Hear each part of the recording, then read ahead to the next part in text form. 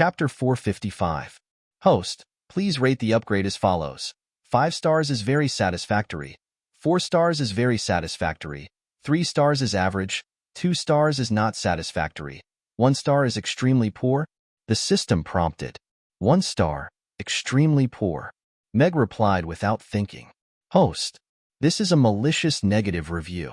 You clearly said that it was perfect and that you were very satisfied with the upgrade. This system has the video as proof. The system's anxious and angry voice sounded. Yes, I did give a malicious negative review. If you are unhappy, why don't you hit me? Meg said with a smile. Host, your actions are a serious violation of personal integrity. I am going to downgrade your elephant food. I am going to lower your credit rating and reduce your credit limit. I also want. The system said angrily. Do you want to change the negative review? Meg was unmoved and continued to smile. The system's words came to an abrupt halt, and it said hesitantly, Host, this matter is still negotiable. But will you suddenly be so kind? 2 copper coins, and I will change it to a good review. Meg said directly, Host, you are not being kind. I only asked you to add 1 copper coin, and the deal was done. Now you want to use 2 copper coins to change the negative review. The system said angrily, If I only ask for 1 copper coin, wouldn't I be as stupid as you? I don't do business at a loss. 1 copper coin is at least a profit.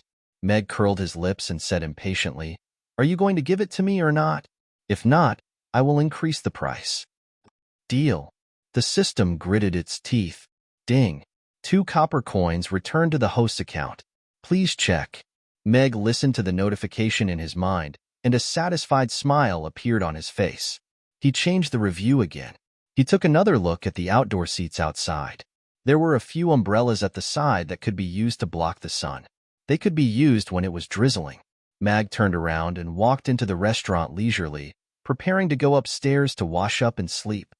Ding. Restaurant upgrade successful. Host review has been completed. Additional mission reward. Roast beef kebab recipe X1. Beer brewing method X1. Please accept. At this moment, the system's voice suddenly sounded. Meg stopped in his tracks and said in disbelief, System, what did you just say? Beef kebabs and beer? Yes, in view of the fact that the host has successfully upgraded the restaurant to LVL2 within a month and a half, the system hereby rewards the host with a recipe for roast beef skewers and a recipe for brewing beer. I hope the host can continue to work hard and improve his cooking skills. At the same time, upgrade the restaurant as soon as possible. More generous rewards await you. The system's impassioned voice sounded. All right, I'll continue to work hard. Meg looked at the 2 glittering experience bags in his mind and said without thinking. Eating skewers with beer, such an ideal supper. He didn't expect it to arrive so soon. The system didn't just give him a pleasant surprise, it gave him a fright. Since the beef kebabs are here, the mutton kebabs shouldn't be too far away, right? It would be perfect if I could get a barbecue skewer and a large glass of cold beer, Meg thought to himself, and the smile on his face blossomed. After going upstairs to his room, Meg was thinking about whether he should learn how to make beef kebabs or beer tonight when Amy, who was lying on the small bed, groaned in discomfort. Meg hurriedly turned on the light and quickly walked to the bedside. Amy, who was lying on the bed, was a little pale. Her eyebrows were tightly knitted, and her little hand was still covering her lower abdomen. She seemed to be in pain. Amy, what's wrong? Meg suddenly panicked and hurriedly carried Amy up. Her small body was a little cold in his arms, and this made him even more flustered. This kind of situation had never happened before. Father, my stomach hurts. Amy weakly opened her eyes and looked at Meg, then closed her eyes again and held her stomach in discomfort. Not good. It seems that the ice cream has upset her stomach. But what should I do now? There's no hospital nearby. Meg was a little flustered. At the same time, he was also blaming himself. He shouldn't have let children eat ice cream in the middle of the night. He was really not a good father. Although his life as a stay-at-home dad had been quite smooth recently, it was mainly because Amy had always been very obedient and had never caught a cold. In the end, He was still a newbie stay-at-home dad who had only taken care of a child for a little over a month. Now that something like this had happened, he was at a loss for what to do. Meow, meow, Ugly Duckling had woken up at some point. It rubbed its head against Amy's little hand and looked at her worriedly. I don't know where Sally lives. It's not very realistic to go and find her now. Oh, right, Cece. Meg's eyes lit up. He took a small blanket and wrapped Amy in it, then quickly carried her downstairs. Cece's nature magic also had super strong healing abilities. Its effect should not be inferior to Sally's life magic. Furthermore, she was living in Julian's magic potion shop right next door. Miss Cece, open the door. Meg carried Amy with one hand and banged on the door of the magic potion shop hard. He couldn't care less about whether he would disturb the residents in the middle of the night. Mr. Mac? The door of the magic potion shop creaked open. Cece rubbed her sleepy eyes and looked at Meg, who was standing at the door, puzzled. The tall and big Lulu stood behind Cece and looked at Meg with a grin. Miss Cece, Cece's stomach hurts. Can you use magic to heal her? She looks very uncomfortable, Meg said hurriedly with a hint of urgency in his voice. Little Amy? Come in quickly. Cece woke up immediately. She took a look at Amy, who was wrapped up tightly in Meg's arms, and hurriedly opened the door fully and walked in quickly. Lulu also quickly moved aside. Put little Amy on the counter. Did she eat anything tonight? Cece pointed a finger, and the oil lamp in the corner lit up. The dim yellow light illuminated the magic potion shop as she asked Meg, What's the matter? She had half an ice cream before going to bed. I shouldn't have given it to her. She must have eaten something cold, Mag said with a hint of self-reproach as he gently placed her on the counter and placed a small blanket under her. A child's body is not as strong as an adult's. Mr. Mac, you have to be careful next time, Cece said with a rare serious expression. Then she put her hands on Amy's forehead and lower abdomen for a while and let out a sigh of relief. Don't worry. It's not a big problem. Stand aside a little. Meg hurriedly stood aside and looked at Cece nervously. Chapter 456. The green light seemed to have been absorbed by Amy. Her furrowed brows slowly relaxed, and the pained expression on her face gradually eased. Color returned to her cheeks, and her breathing gradually calmed down, as if she had already fallen asleep. All right, you just need to go back and have a good night's rest. Cece slowly put down her hand, and Amy gently lay back down on the little blanket. She had already fallen asleep. Thank you, Meg said gratefully. He heaved a sigh of relief at the sight of the sleeping Amy. You're welcome. It's a little cold outside, so I've wrapped the blanket around you. Take little Amy back to sleep first. Don't give her anything cold before she goes to bed in the future, Cece said with a smile. All right, I won't do that again. Meg nodded. With this lesson in mind, he didn't dare to give Amy ice cream at night again. Furthermore, he was going to strictly control the amount of ice cream Amy ate in the future. He definitely wouldn't allow her to eat more than 2 ice creams a day. He carefully carried Amy to the entrance of the restaurant, and he heard a rustling sound coming from inside. It sounded as if something was scratching at the door. As soon as he opened the door, Ugly Duckling, which was holding onto the door with its 2 front paws, immediately rolled out. It rolled on the spot twice before standing up. It looked up at Amy and Meg's arms with a confused expression and began to meow with concern. Amy, you're fine now. You should go back to sleep. Your stomach is fine. Looks like eating really is a talent of orange cats. Meg crouched down with a smile and picked up Ugly Duckling before walking into the restaurant. Ugly Duckling seemed to have understood Meg's words, and it immediately settled down. It rubbed its little head against Amy's leg and closed its eyes, falling asleep immediately. After putting the 2 little ones back on the bed and tucking them in, Meg crouched beside the bed for over an hour. After seeing that Amy didn't show any other reaction, he went to wash up and lay down on the bed. Meg was worried that he wouldn't be able to react in time if something happened to Amy in the test field for the God of Cookery, so he didn't touch the 2 experience bags in his mind again. He didn't mind playing for a day. The next morning, Meg woke up early as usual. He walked to the bedside and looked at Amy, who was still sleeping soundly. He gently leaned over and kissed the hair on her forehead. The little girl must have been tired yesterday, so he decided to let her have a good night's sleep today. As for the class, he would talk about it after she woke up. In any case, Crassus did not really care about the challenge of the Magus Tower. As for whether or not Amy would participate in the battle today, Meg would have to wait until she woke up to see how she was doing. If she was not in a good condition, he would definitely not let her compete with others. As expected, being a qualified father is not an easy task. The revolution has yet to succeed. Comrades, you still have to work hard. Meg sighed in his heart and turned to go downstairs to prepare the ingredients. Time flew by quickly. Meg went upstairs to check on Amy twice, but she was still asleep. Even Ugly Duckling was sleeping soundly beside Amy. Wow, why are there suddenly a few more tables outside Amy's? And they're all made of metal, but they look so refreshing. This is the first open-air restaurant in the Aiden Square that has been recognized by the City Lord's Castle. Even though it's only a part of the restaurant, Mr. Mac really is something to be able to obtain a business license from the City Lord's Castle. I know, right? I heard that the City Lord's Castle booked the entire restaurant in Amy's a few days ago for a meeting between the representatives of the dragon race and the demon race. This kind of thing has only ever happened in the best restaurants in the Aiden Square before. The new tables and chairs outside the restaurant also attracted the attention of many customers in the line. Some customers even went to try them out. There had never been a restaurant in the Aiden Square that had tables and chairs placed directly in the square, so it was quite a novelty. Mr. Mac, are the tables and chairs outside suitable for seating? You can also order food outside later, right?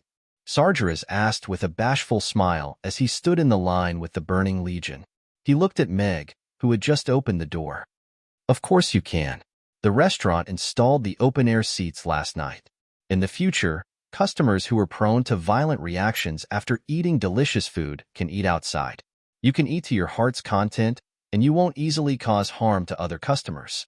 Also, the tables and chairs are made of special materials, so you don't have to worry about burning them. Just sit and eat. Meg nodded with a smile. Even though the restaurant wasn't divided into sections, for safety reasons, Meg still suggested that some special customers sit outside in the open-air seats. Hee, Mr. Mac is so considerate. We all have seats now, Mon said with a bashful smile. The members of the Burning Legion also smiled. Even though they didn't feel uncomfortable eating Ruggiamos at the entrance of the restaurant, they were more than happy to have a seat where they could sit down and enjoy the delicious food. Boss, can you give me 2 more Ruggiamos today? I feel like I can make a breakthrough with the power of 7 more Ruggiamos, Karzak said to Sargeras expectantly. Of course, no problem. Looks like you're going to be the second one to make a breakthrough after Keel. The Holy Ruggiamo is indeed a holy item for us lava demons. Sargeras nodded with a smile. He also looked a little excited. Sargeras looked at the demons and raised his fist. As long as we can make the whole village eat Ruggiamos, there will be hope for us lava demons to rise again. So, let's work hard, brothers. For the Ruggiamo, all the demons answered in unison. Demons brainwashed by Ruggiamo? They're hopeless. Meg raised his eyebrows. He felt a little amused and touched. He smiled and welcomed the customers in. Julian. Gender, male. Ability, 10th tier ice magic caster. Physical condition, severe aging, with malignant rheumatoid arthritis and ankylosing spondylitis, algalabi. Gender, female. Ability, 1st tier knight. Physical condition, 1 month pregnant. As the customers entered the door, the system panel in Mag's mind began to pop up with messages. This panel was under Mag's control, and he could close it at any time. He could also move it to a corner so that he could glance at it whenever he wanted. It didn't affect his work, and he didn't mind it being in the way. I didn't think Julian's physical condition would be so bad. I hope the restaurant's dishes can improve his condition. Meg looked at Julian. These illnesses are all very torturous. No wonder his back is hunched. It must be very painful. But this omniscient door is really something. Could it be that it has the effect of an ultrasound? It can even detect 1 month pregnant. Meg looked at the female knight who sat down and ordered. She probably doesn't even know that she's a month pregnant. At the gate of Chaos School, the horse-drawn carriages of the Magus Tower and the Advanced Imperial Academy were lined up in a row. The honor of our Magus Tower is at stake in this competition. Defeat is not an option. Abbott stood at the gate of the academy and looked at the young men lined up in front of the horse-drawn carriages with a serious expression. Yes, all of the young men replied in unison. Their eyes were filled with battle intent. Chapter 457. The main hall of Chaos School was already filled with students. The students from the elementary school and the How High Yuen Elementary School were seated below the stage according to their age and class, and the teachers of each class were keeping them in order. The young magic casters from the Magus Tower were led by Hank, and they were standing on the right side of the stage. They wore dark blue robes with a golden Magus Tower embroidered on the chest, and all of them wore arrogant expressions as they looked at the students from the Magic Academy with provocative expressions.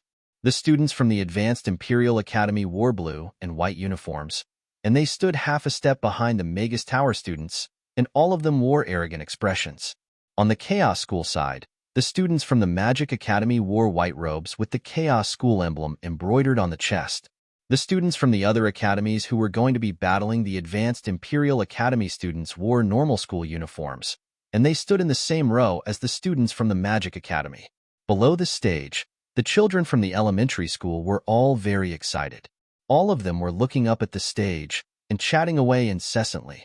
According to the teachers, they were going to be able to see the upper-grade students battling the magic casters from the faraway Roth Empire, and this was a spectacle that could only be seen once a year.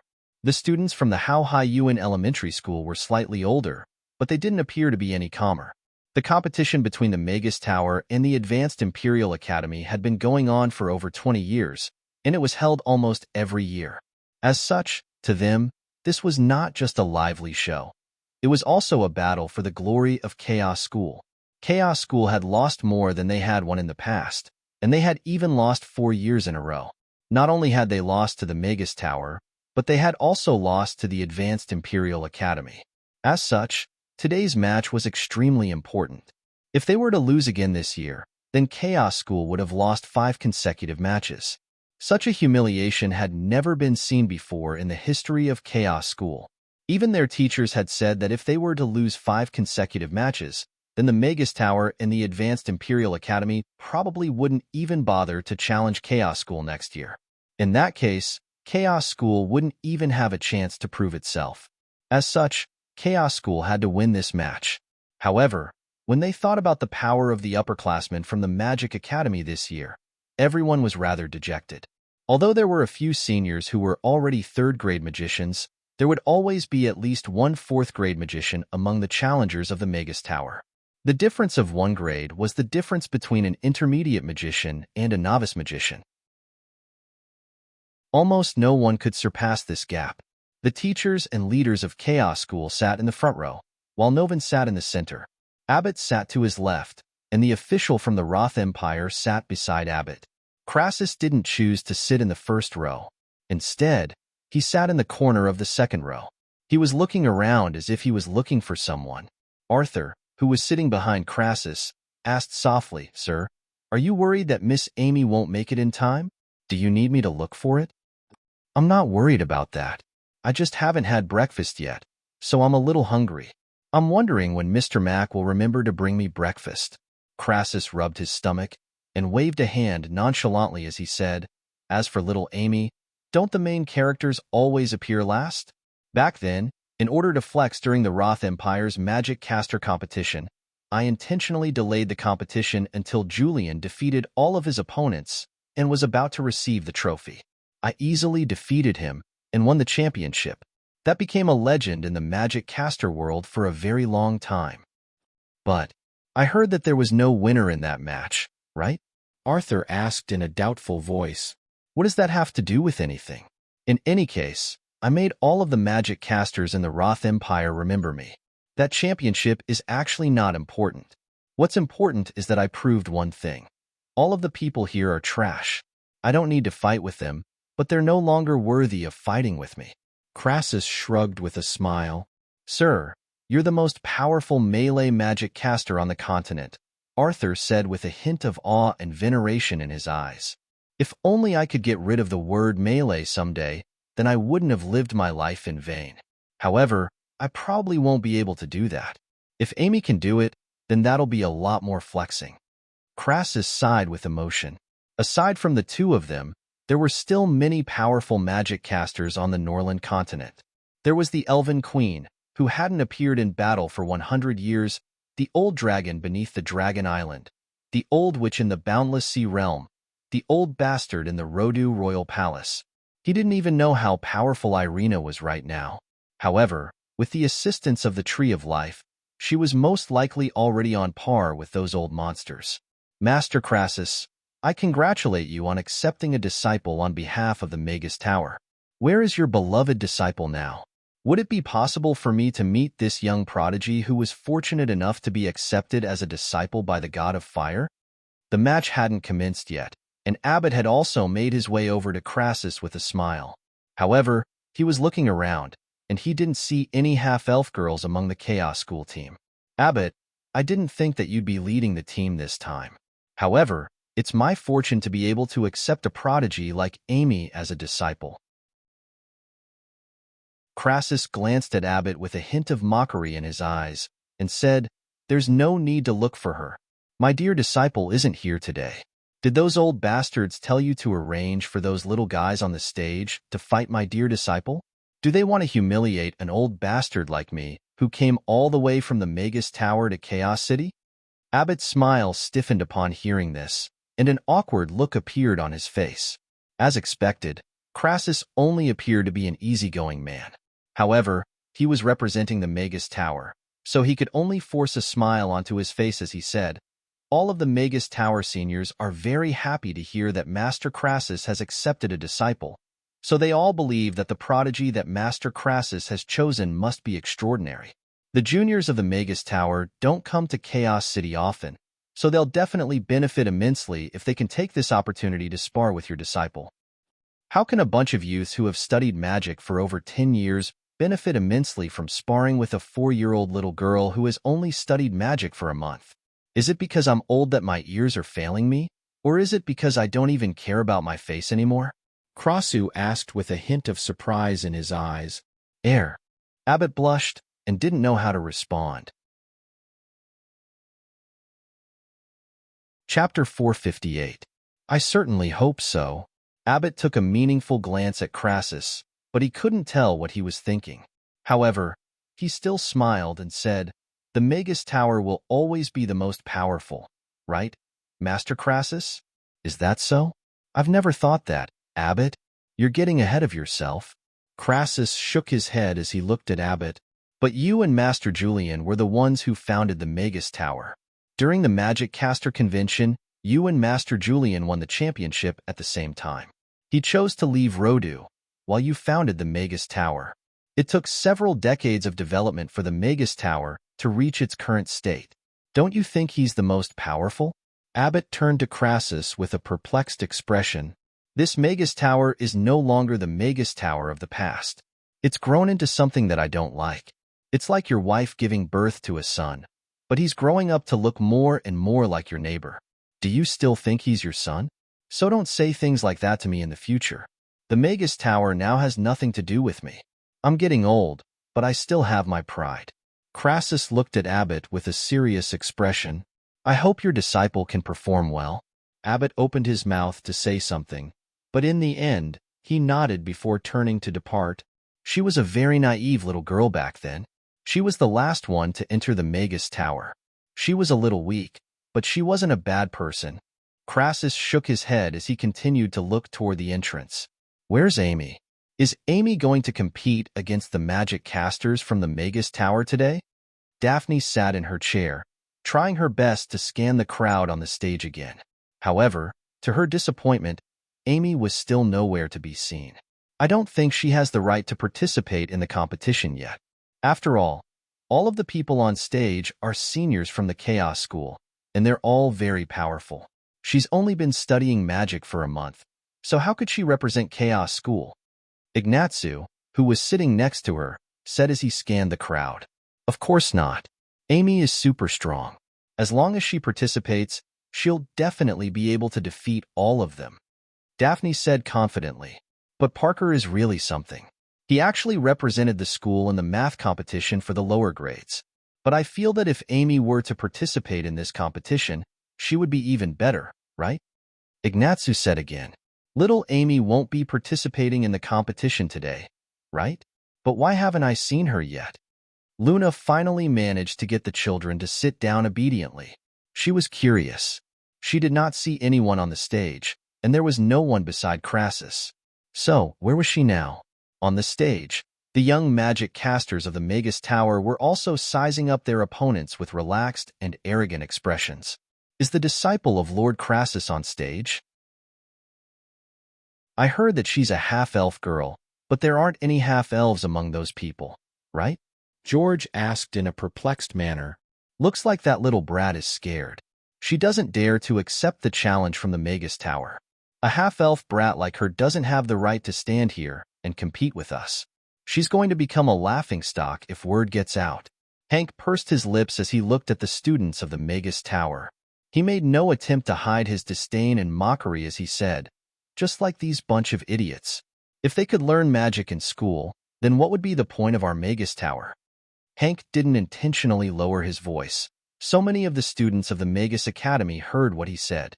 Their expressions immediately became enraged as they glared at Hank with hostility in their eyes.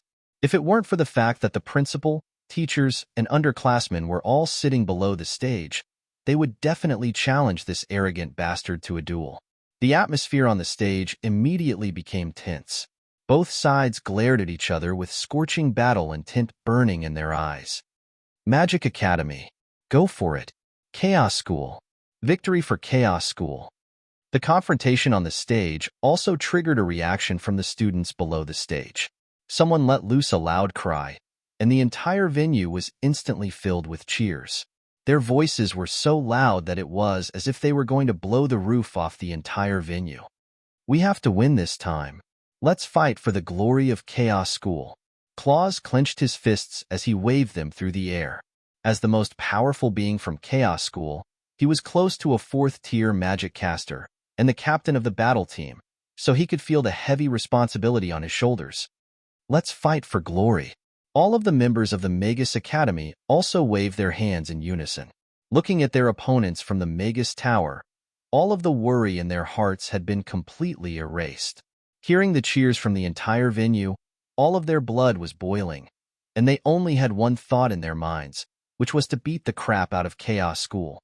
In that instant, their home field advantage was on full display. In contrast, all of the Magus Tower's young magic casters wore rather strained expressions. The deafening cheers from their opponents were giving them immense pressure. The oldest among them, Hank, was only 16 years old, while the youngest, George, was only 12 years old. Furthermore, this was the first time that many of them had stood in front of so many people, so they were all quite flustered. Don't worry, we're far more powerful than them. If magic casters can only rely on loud cheers, then what's the point of having prodigies? Hank chuckled coldly as he turned to Claus. He raised his right hand to his neck and made a slicing motion with his right hand. All of the Magus Tower's young magic casters looked at Hank, and their hearts gradually calmed down. Hank was a fourth-tier magic caster, and the only intermediate magic caster present. With him here, they were going to win this match. Youthful vigor and unity. Those things are far more important than victory. A smile appeared on Novin's face as he heard the cheers from the audience. He turned to the head of the school and said, "Let's begin." Grinton nodded and loudly announced, "Silence." The match between the Chaos School and the Magus Tower officially begins. The matches between the Advanced Imperial Academy and the Chaos School will be held in other arenas at the same time. The sound transmitter amplified his voice and transmitted it to everyone's ears. It even had a surround effect. The hall gradually fell silent, and all of the students from the Advanced Imperial Academy and the other academies left the stage. They were led to different arenas by the teachers, and only the young magic casters from the Magus Tower and the Magic Academy remained on the stage. Both sides were wearing Magus robes, one white and the other blue, and they stood facing off against each other. Next up, I'll be announcing the rules for this match. In this match, we'll be abandoning the previous system of drawing lots. Instead, We'll be changing it to a voluntary match between two teams. The loser will have to leave the stage, while the winner can choose to remain on the stage and accept challenges from the opposing magic casters. They can also take a break from the stage until one team is completely defeated. Grinton announced in a loud voice. But what about our other team member? One of the magic casters asked. There were only 14 students from the Magic Academy, while the Magus Tower had 15.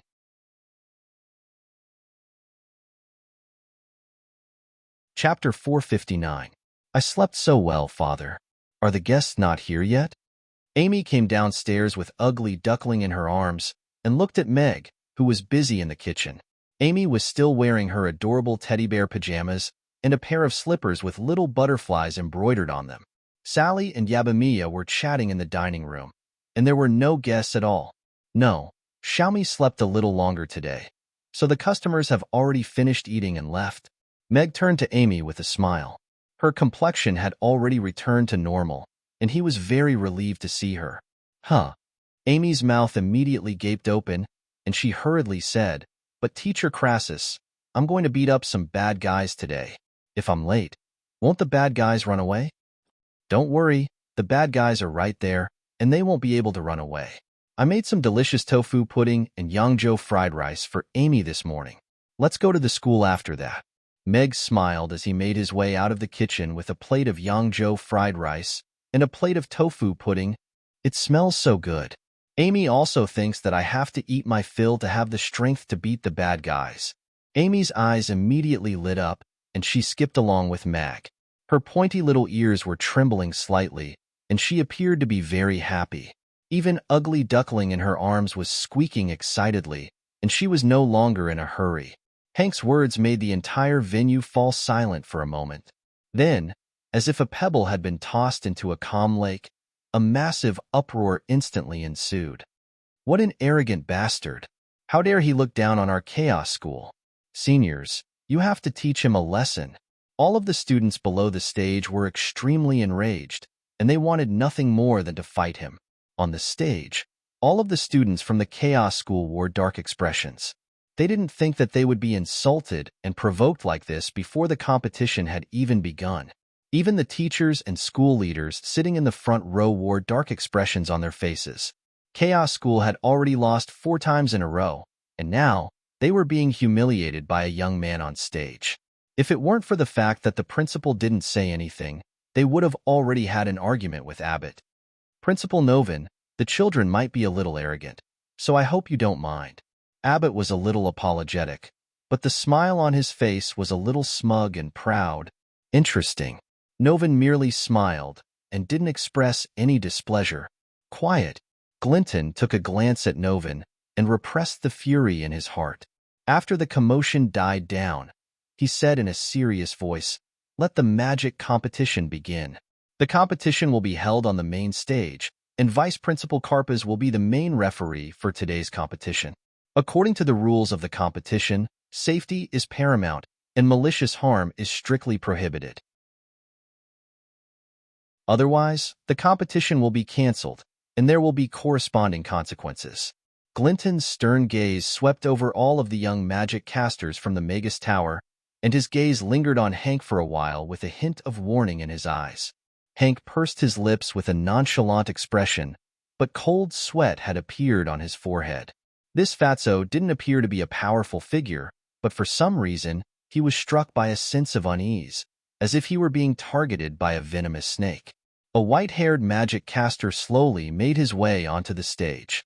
He was tall and thin with a long face, and there were many fine wrinkles at the corners of his eyes, giving him a very serious appearance. He raised a hand, and a series of beams of light lit up on the stage. A circular golden arena with a diameter of around 10 meters rose up from the empty main stage, and a light barrier rose up around it to form a spherical competition stage. Golden light swirled over the transparent light barrier, creating a spectacular sight to behold. Wow! All of the students from the primary school below the stage let loose cries of surprise. Most of them had never come into contact with magic before, and they didn't even know what magic was. However, they were all struck by how cool it was to see a shimmering golden ball of light appear, and at the same time, They were all very much looking forward to the upcoming battle. A ninth-tier magic caster. Hank looked at the white-haired magic caster with a hint of awe and veneration in his eyes. He could sense from the magic fluctuations that this magic caster was very powerful, and he was most likely very close to his master in terms of power. He didn't think that there would be such a powerful magic caster in Chaos School, and he was only the vice principal. Could it be that the principal was a 10th-tier great magic caster? Children, the rules for today's match are very simple. You're going to fight to the end, and the team with the last person standing will be the victor. As for the order of battle and the number of arenas, that will be decided by the two captains. This is a battle of power, but it's also a battle of strategy. Vice Principal Karpaz looked at everyone with a serious expression and said, "However, there are a few rules that I have to reiterate here. Malicious harm is strictly prohibited. If an extremely dangerous situation arises, the referees will step in to protect the contestants before making the final judgment. Secondly, the use of one-time consumable magic items is strictly prohibited. Regardless of whether it's an offensive or defensive item, once used, the match will be deemed to have lost." The two teachers from the Chaos School stood on either side of the stage in order to prevent unforeseen circumstances from occurring during the match. Yes. The members of both teams replied in unison before standing on either side of the ball of light with hostility in their eyes. Karpaz nodded before extending a hand and said, "Next, let the first match begin. Captains, please arrange for your team members to enter the stage. George, you'll take the first 7 matches. I'll take care of the last 8. Hank patted George on the shoulder with a cold smile on his face and said, "Show them what it's like to be dominated by the Magus Tower." "All right." George nodded before striding into the ball of light first. All of the other Magus Tower members glanced at one another before opening their mouths. They were all rather indignant, but none of them dared to say anything in the end. "Neil, you'll go first. George is a 3rd-tier wind magic caster who specializes in wind magic. You're an earth magic caster who specializes in defense, so you'll be able to counter him. Even if you can't beat him, you'll be able to exhaust his energy as much as possible to give your teammates an advantage," Klaus instructed. "Don't worry, Captain. That little brat's wind magic won't be able to break through my guardian armor. I'll toss him out of the stage like a chicken," Neil said with a bashful smile before striding into the ball of light.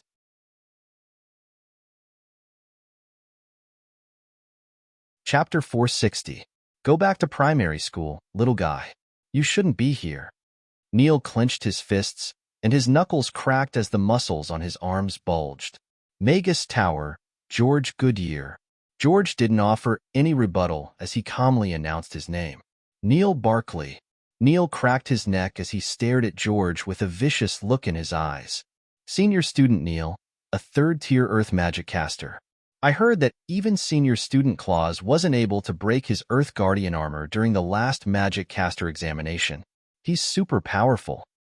Senior student Neil has already won the battle. I feel like he only has to raise a hand to send that little guy flying. Magic battles don't rely on muscles. That's something that only knights value. A magic caster's spiritual power is more important. Only with powerful spiritual power can they unleash more powerful spells. All of the students below the stage began to discuss spiritedly among themselves upon seeing this.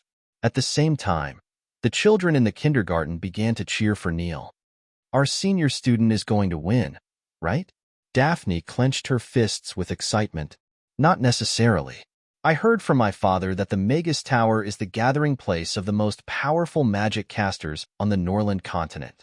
It has the most powerful magic casters on the continent. Ignatsu shook his head as he looked at George. He didn't quite agree with Daphne's words. If only Amy were here, she'd definitely be able to defeat this guy with ease. Daphne sighed with a wistful expression as she began to search for Amy in the crowd.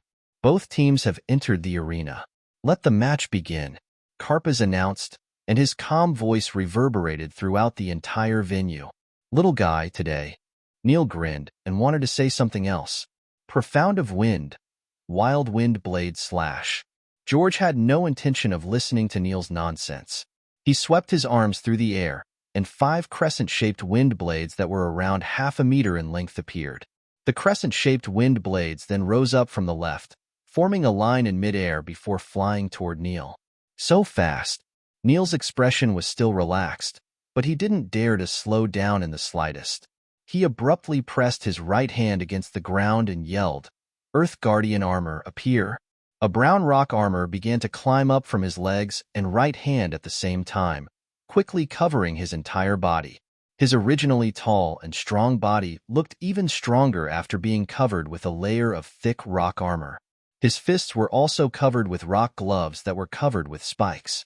His head was also covered with rock armor, and only his eyes were exposed. He had turned into a rock man. "Come on!" Neil yelled as he raised his fist and launched it forward. Bang! A soft sound rang out, and the first wind blade was dispersed by Neil's fist. The second punch easily dispersed the wind blade, and only 2 shallow marks were left on the gloves. The 3 wind blades behind him suddenly changed directions and avoided Neil's fist, landing on his chest and neck respectively. 3 dull thuds rang out, and Neil's muscular body was forced back 3 steps. Rubble flew everywhere, and 3 shallow dents were left behind. However, they were still unable to break through his armor. "That's not enough." Neil raised a hand to his chest, and a dull thump rang out. The 3 shallow dents on his armor healed at a rate that was discernible to the naked eye, and they were completely repaired in the blink of an eye. As long as he stood on the ground, he would be able to draw upon the power of the earth to infinitely repair his armor. So powerful! A burst of raucous cheers rang out from below the platform. The Magic Academy students were also ecstatic. If George couldn't break through Neil's Earth Guardian armor, then Neil's chances of victory were extremely high. As long as he could get close to George, there would be no way for him to resist. "In that case, let's face the wind." George looked at the smug Neil with furrowed brows, and a serious look appeared on his face. He extended his right hand, and abruptly clenched it into a fist as he chanted, "Wind element, heed my call. Pillar of fierce wind, descend." "What's going on now?" Neil looked at George with a perplexed expression, but he was already making his way toward him, preparing to end this battle. Boom! Right at this moment, a tornado with a diameter of around a meter descended from the sky, crashing down 2 meters in front of Neil. It swept toward Neil in a straight line. The violent wind pillar and green wind blades revolved around it in a frenzy, producing whooshing sounds. Small cracks appeared on the thick black stone floor, and a layer of stone powder was shaved off from it. Ultimate spell, Pillar of Fierce Wind. "Be careful, Neil," Klaus exclaimed as he stared at the pillar of wind and the calm young man with incredulity in his eyes. Aside from magic casters being ranked from 1 to 10, there was also a separate ranking system. Magic casters ranked from 1 to 3 were elementary magic casters. Intermediate magic casters ranked from 4 to 6 were intermediate magic casters. Advanced magic casters ranked from 7 to 9 were advanced magic casters, and magic casters ranked from 10 were great magic casters. The most important reason for this kind of classification was to classify magic skills. Magic skills were divided into beginner, intermediate, advanced, ultimate, forbidden, and great forbidden. Generally, magicians could only use magic that corresponded to their own strength. However, there were some magicians with super talent who could use high-level magic. Such magicians were almost invincible in the same level. They were absolute geniuses. The Pillar of Fierce Wind that George had just summoned was an intermediate spell, so George was most likely a 3rd-tier magic caster. "He's not a bad talent." Novan looked at George with a hint of surprise in his eyes. "Looks like Chaos School is going to lose again." Many of the teachers heaved internal sighs, and their hearts sank. "It's just a pillar of wind. Watch me destroy it with a single punch." Giant arm. Neil wasn't fearful in the slightest. He took a step forward, and his right arm instantly doubled in size. His entire arm was wrapped in a thick layer of rock, and he abruptly brought it crashing down toward the pillar of wind. All of the spectators looked on with rapt attention. All of the lower-grade students' eyes widened, and their little hands were already in front of them. They were waiting for senior brother Neil to destroy the pillar of wind with a single punch, and then toss that guy off the spectator stands. They were about to erupt into raucous cheers. The giant rock hand quickly clashed with the pillar of wind, and a muffled thump erupted as Neil's fist crashed into the storm. However, the frantically rotating storm didn't dissipate just like that. Instead, it surrounded Neil's arm, and the rock armor on his arm and body were being sliced away at a rate discernible to the naked eye. Furthermore, his burly body was also swaying unsteadily in the storm, and his feet were even beginning to leave the ground. Once they left the ground, he would lose the power of the earth, and his armor wouldn't be able to regenerate. In that case, there would be no more suspense in this match. A hint of panic finally appeared on Neil's face, and he struggled to unleash more spells. "Rise," George said in a calm voice, and the pillar of wind suddenly spun even faster. Neil's massive body was swept up like a kite with its string cut, and he crashed onto the ground with a muffled thump. Most of his magician's robe had been shredded, and he was completely disoriented from the impact. The entire stadium instantly fell silent. Everyone was looking at Neil, who was sprawled out on the ground, and George, who was still standing at the center of the competition platform, with incredulity in their eyes. "You shouldn't have come here." George looked at Neil with a hint of mockery in his eyes. "You." Neil was so enraged that he fainted on the spot. At the entrance of the restaurant, Amy, who was wearing a little black magician's robe, looked up at Meg with a serious expression and asked, "Father, do I really look good in this magician's robe?" "Yes, Amy looks really good in this magician's robe. But if we don't go now, the bad guy is really going to get away." Meg nodded with a resigned expression. Amy had been torn between the two magician's robes for close to half an hour. As expected, it was very troublesome for a woman to go out, even if she was a little girl.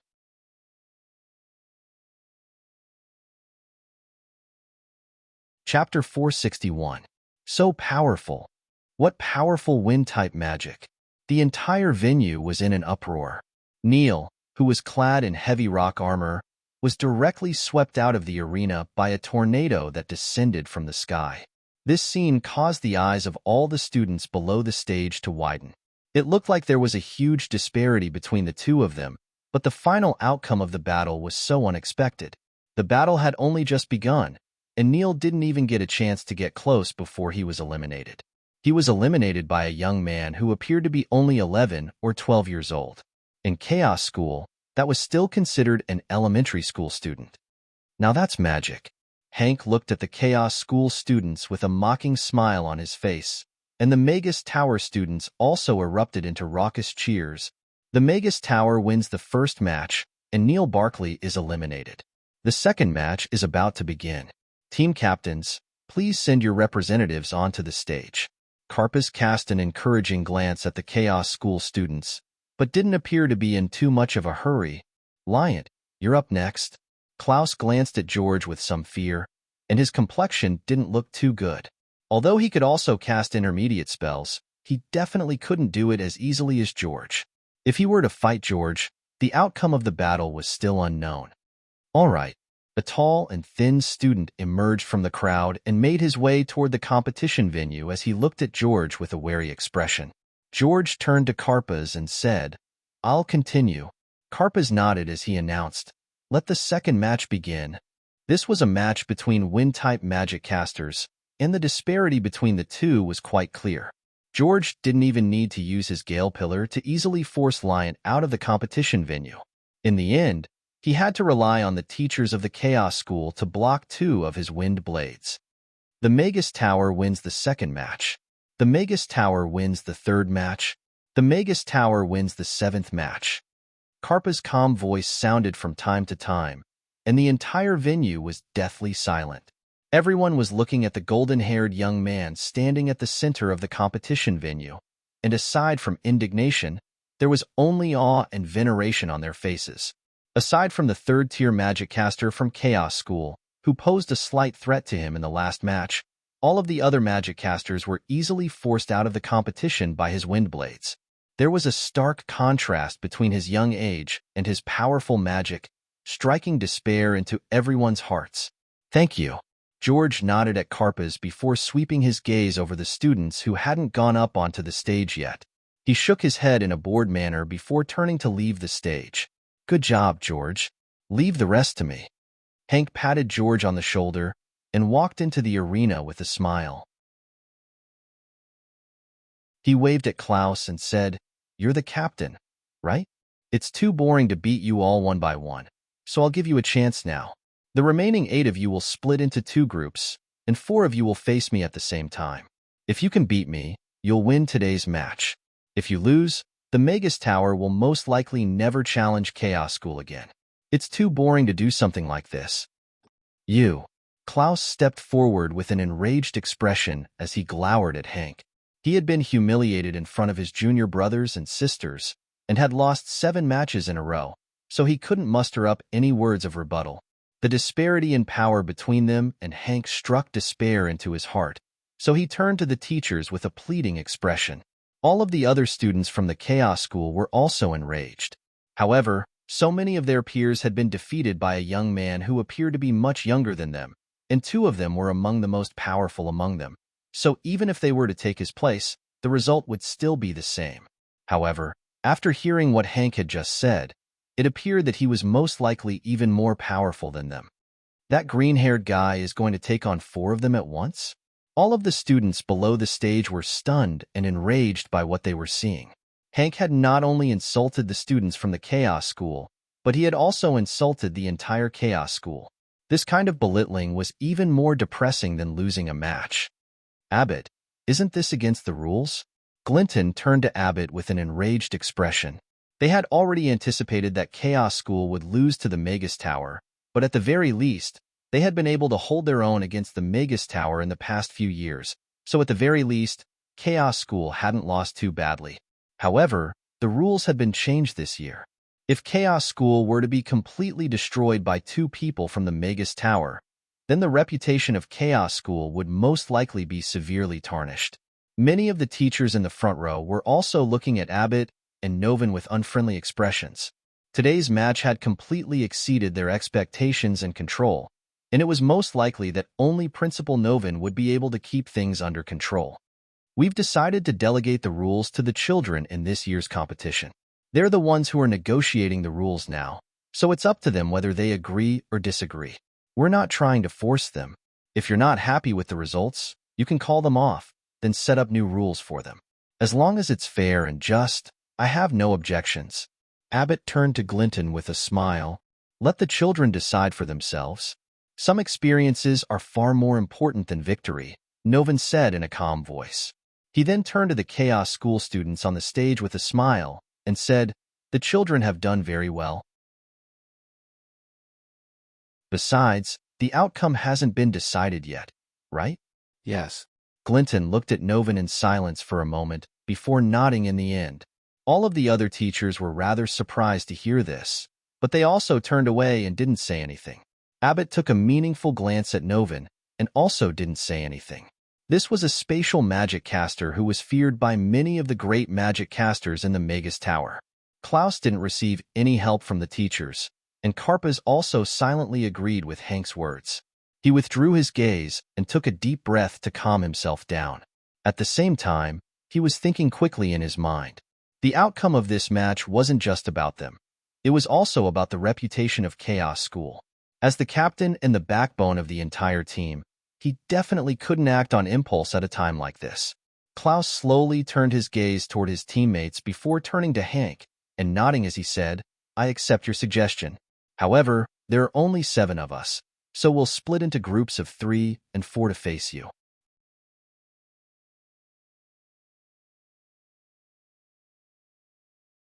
Chapter 462. Clement Constance, "You two come with me?" Klaus ignored Hank's sarcastic remarks as he called out 2 names. "All right." The 2 young men stepped forward and followed Klaus onto the competition platform. Regardless of the outcome of this match, it wasn't something that they could brag about. The spectator stands were completely silent as everyone looked on with nervous expressions. The 3 most powerful magic casters of the Chaos Academy had already stepped onto the stage, but they still didn't feel safe facing that arrogant green-haired young man. "We have to win this match." Klaus clenched his fists as he spoke in a soft voice. The other 2 young men nodded solemnly in unison as they looked at Hank with grave expressions. Meanwhile, Hank was looking at the three of them with a relaxed expression, and he wasn't nervous in the slightest. Looks like Novin is going to need my precious disciple to help him out this time. Could it be that she overslept? Why isn't she here yet? I'm starving to death. Crassus looked around with a hint of anxiety on his face for the first time. Good luck, seniors. Daphne clenched her little fists with a nervous expression as she cheered them on. A wood-type magic caster with super powerful control is no problem for him to take on 3 opponents at once. Ignatzu murmured to himself as the little bean sprout above his head rotated like a propeller. Let the 8th match begin. Klaus yelled. Go. Klaus yelled as he raised his hand and chanted a spell, upon which 3 icicles that were around a foot in length flew toward Hank in a straight line. Clement raised his hand to cast a fireball spell, which split into 3 before flying toward Hank in an arc, water elements lurking in the air. Please heed my call and bestow upon me the power of the water god. Constance sat down on the ground with his legs crossed as he chanted a spell. Dense water vapor began to converge around his body as if he were preparing some kind of large-scale spell. Is this a game? Hank smiled as he looked at the icicles and fireballs flying towards him from different directions. He raised his left hand and a green light appeared in front of him, quickly condensing into a hollow wooden shield made of vines. The 3 icicles and 3 fireballs smashed into the wooden shield one after another. The seemingly fragile wooden shield lit up with a green light. The icicles shattered and the fireballs exploded, but they didn't break the wooden shield at all. They didn't even break a single vine. He's an intermediate magician. Go all out. Claus's expression was extremely solemn. He was able to easily defend against their attacks with a wooden shield. Such strength confirmed the information that they had received earlier. The 3 of them didn't have much hope of defeating him. In my name, summon the snowball technique. Klaus waved his black wand forward, and ice and snow began to materialize above Hank, as if something were about to descend. Fireball chain. Clement yelled as he pointed his wand at Hank, and the 5 fireballs flew toward him in a line. Summon the waves. Give him the ultimate attack. Constance's voice suddenly became louder as he pointed his wand at Hank. A blue wave that was 3 meters tall and 3 meters wide appeared out of thin air, immediately following which a chain of fireballs flew toward Hank. Snowball, descend! Klaus roared at the same time, and the ice and snow that had materialized abruptly fell, transforming into basketball-sized snowballs that crashed down toward Hank like meteors. 2 intermediate magicians and 1 primary magician. We should be able to win this time, right? All of the students from the Chaos School looked on with wide eyes. The 3 most powerful magic casters in the school combined could even put up a fight against a 4th-tier magic caster. All of the students below the stage were also looking on with anticipation in their eyes. That green-haired guy was simply too despicable, and they would be able to vent all of their frustrations if they could defeat him. Even the teachers were getting a little nervous. This battle was going to determine the outcome of the competition. If the 3 of them couldn't defeat him, then the 4 of them who were clearly weaker than him would be completely meaningless.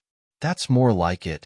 Hank looked on at the 3 spells that were hurtling toward him, and there was no hint of fear on his face.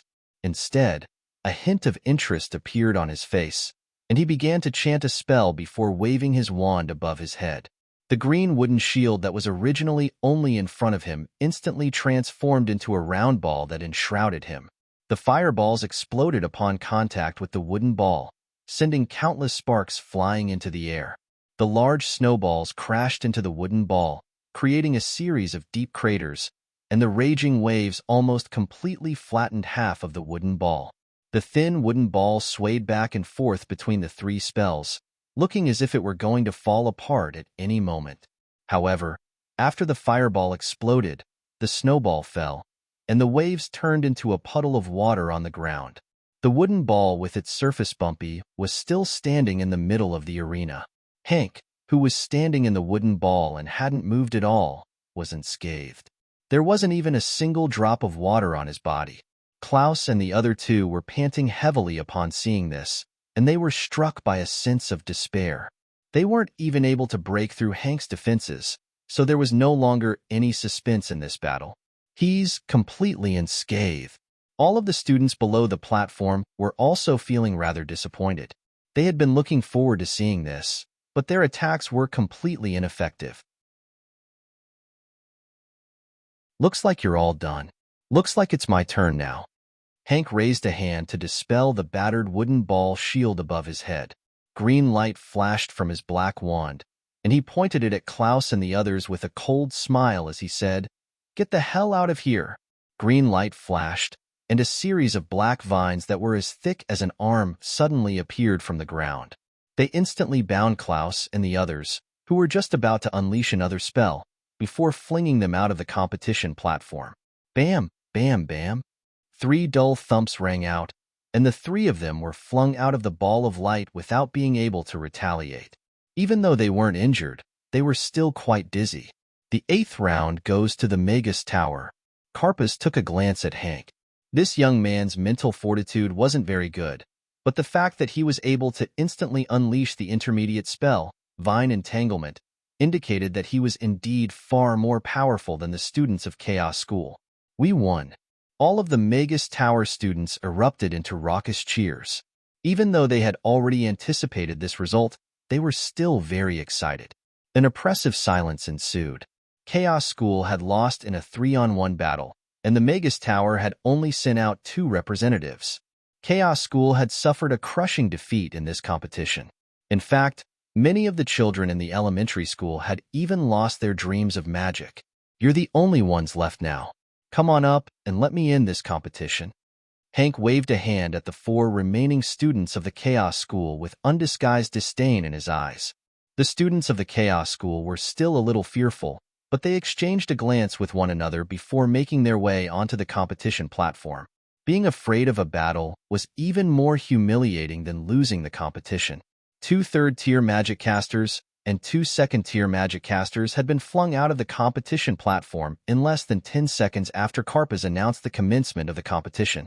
Hank clapped his hands together and looked down at the deathly silent platform with a mocking expression as he said, "I thought this was going to be an interesting competition, but it looks like I was wrong. Forgive me for being blunt, but everyone here is trash." Everyone glowered at Hank with rage burning in their hearts. However, when they thought back to how he had easily defeated the most powerful students of the Chaos School, they had no way to refute him. As such, they could only grit their teeth and lower their heads, silently enduring this humiliation. The oppressive atmosphere was extremely uncomfortable. Everyone was waiting for Karpus to announce the results of this competition so that they could leave this uncomfortable place as soon as possible. Hee. Hank shook his head with a disdainful expression before making his way toward the Magus Tower students.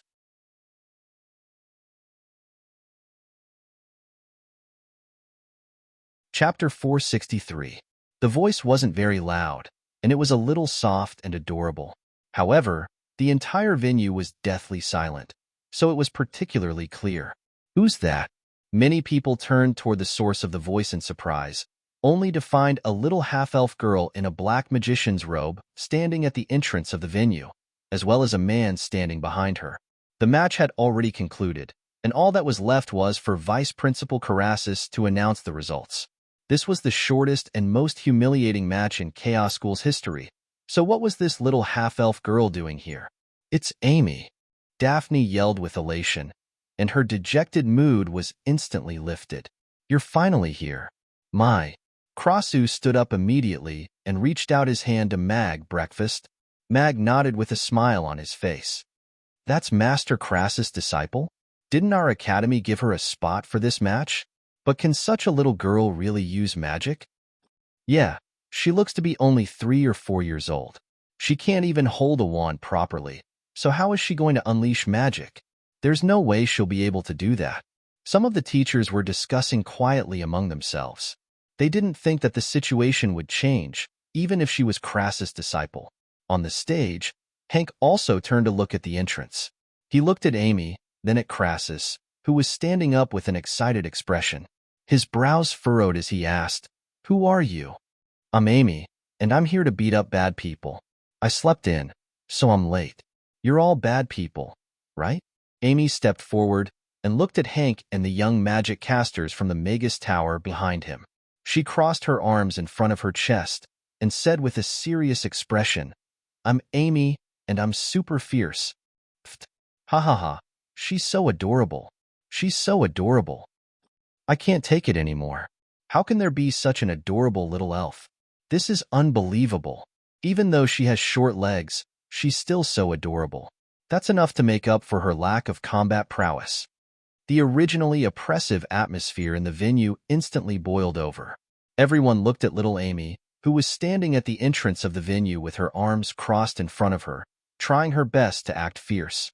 They couldn't hold back the smiles on their faces, and their repressed emotions seemed to have been swept away. However, no one believed that she was actually here to fight.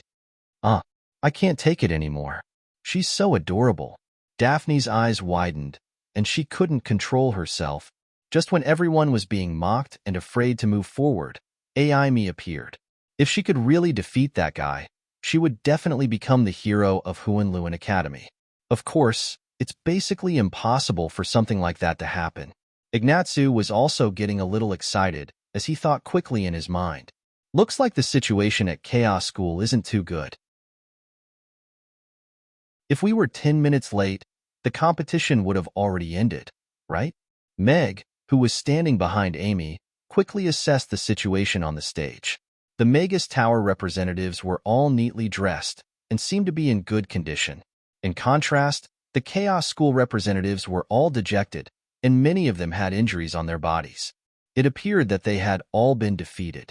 Meg had thought that the competition had only just begun, so he hadn't been in a hurry.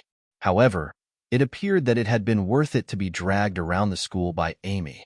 Hank was just about to throw in some harsh words when he saw Amy, and his facial muscles trembled as he forced himself not to burst into laughter. She's clearly cheating. She's clearly just a half-elf, but why does she look so funny? Is she trying to make me laugh to death with her short legs and serious expression? You're saying you're here to beat me up? Hank pinched his own thigh to wake himself up as he looked at Amy with a stern expression. That's right, green-furred monster. I'm here to beat you. Amy nodded with a serious expression. However, she then turned to Crassus, who was standing in the corner of the second row, with a hesitant look on her face. Master Crassus, is that him? That's right, little Amy. You just have to beat all of them. Crassus nodded with a smile. He then waved at Meg and said, Mr. Mac, come sit here. I'm starving. Green-furred monster? Hank glared at Amy with wide eyes. He hated it when people talked about his hair, and this half-elf bastard actually gave him the nickname of green-furred monster. As expected, half-elves really were inferior races. No matter how much they looked like humans, they weren't humans. Very good. So you're Master Crassus' disciple. We came all the way from Rodu for you, little brat. If you're not afraid of death, then come up here. We'll show you what a Magus Tower is. Hank pointed a finger at Amy with disdain in his voice. If I were you, I'd retract my finger. Otherwise, I might not be able to retract it. Crassus turned around and glared coldly at Hank. Hank's expression abruptly changed, and he immediately retracted his finger. At the same time, he gulped and shut his mouth. In that instant, he seemed to have seen killing intent in Crassus' eyes. Old man, I'm going to teach your disciple a lesson. Hank slowly lowered his head and gritted his teeth as he thought to himself. So she's Master Crassus' disciple, but she looks younger than I thought. Can she really use magic? If I attack her, I'll be laughed at when I get back. George thought to himself with furrowed brows as he appraised Amy. Father, I'm going to fight the big bad guy. Please bestow upon me power. Amy turned around and looked at Meg with a sincere expression. Go. Be careful. Meg smiled as he gently pressed his right thumb against Amy's forehead. All right. Amy nodded before turning to Hank and yelling, Stand there, green-furred monster. I'm going to beat you guys up. Amy made her way toward the main stage as she spoke. Her legs were a little short, so she walked a little slowly, but her strides were very determined. Could it be that she's really going to take the stage? A 4-year-old little girl is going to take on a Magus Tower by herself? Everyone looked on with incredulity as Amy made her way toward the main stage. However, her father and her master were both present, and they weren't stopping her from taking the stage. Instead, they were encouraging her. What was going on?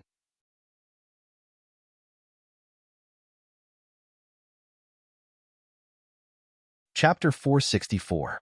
Amy's words were followed by a split second of silence before a sea of raucous cheers. They had been repressed for the entire morning. From George defeating the Chaos School students one by one, to Hank defeating 3 of them on his own, then 4 of them on his own. From beginning to end, the representatives of Chaos School hadn't even been able to pose a threat to their opponents. They had been completely dominated by their opponents on the field. However, this little girl was now representing Chaos School on the field, and was casually telling their opponents that they were qualified to challenge her. Her confidence and boldness instantly lit up the entire stadium. Even though this little girl had only said those words on a whim, at the very least, she had avenged everyone. This was the attitude of Chaos School. How could they concede so easily? "Captain, is she our 15th member?" someone asked in a quiet voice. "The principal told me yesterday that the final spot was reserved for a special person. In the Chaos School, the most special person is most likely Master Crassus' disciple, so it's definitely her." Claus looked at Amy with a complex expression. He didn't have any hope that Amy could defeat the Magus Tower, but she hadn't brought shame to Chaos School and the Chaos School. She had truly displayed the confidence and attitude that a magic caster should have. In contrast, they had lost all of their matches in a hurry, and they were feeling very guilty that they hadn't been able to set a good example for their juniors.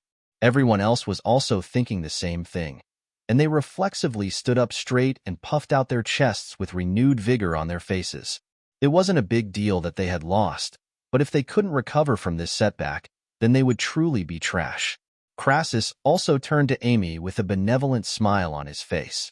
She was able to make Crassus and Julian fight over her, so she had to be a rare prodigy. However, she had only been studying magic for a short period of time, so it was clearly very unlikely that she would be able to defeat her opponents today. However, her disposition and temperament had already determined that she would become a powerful being in the future.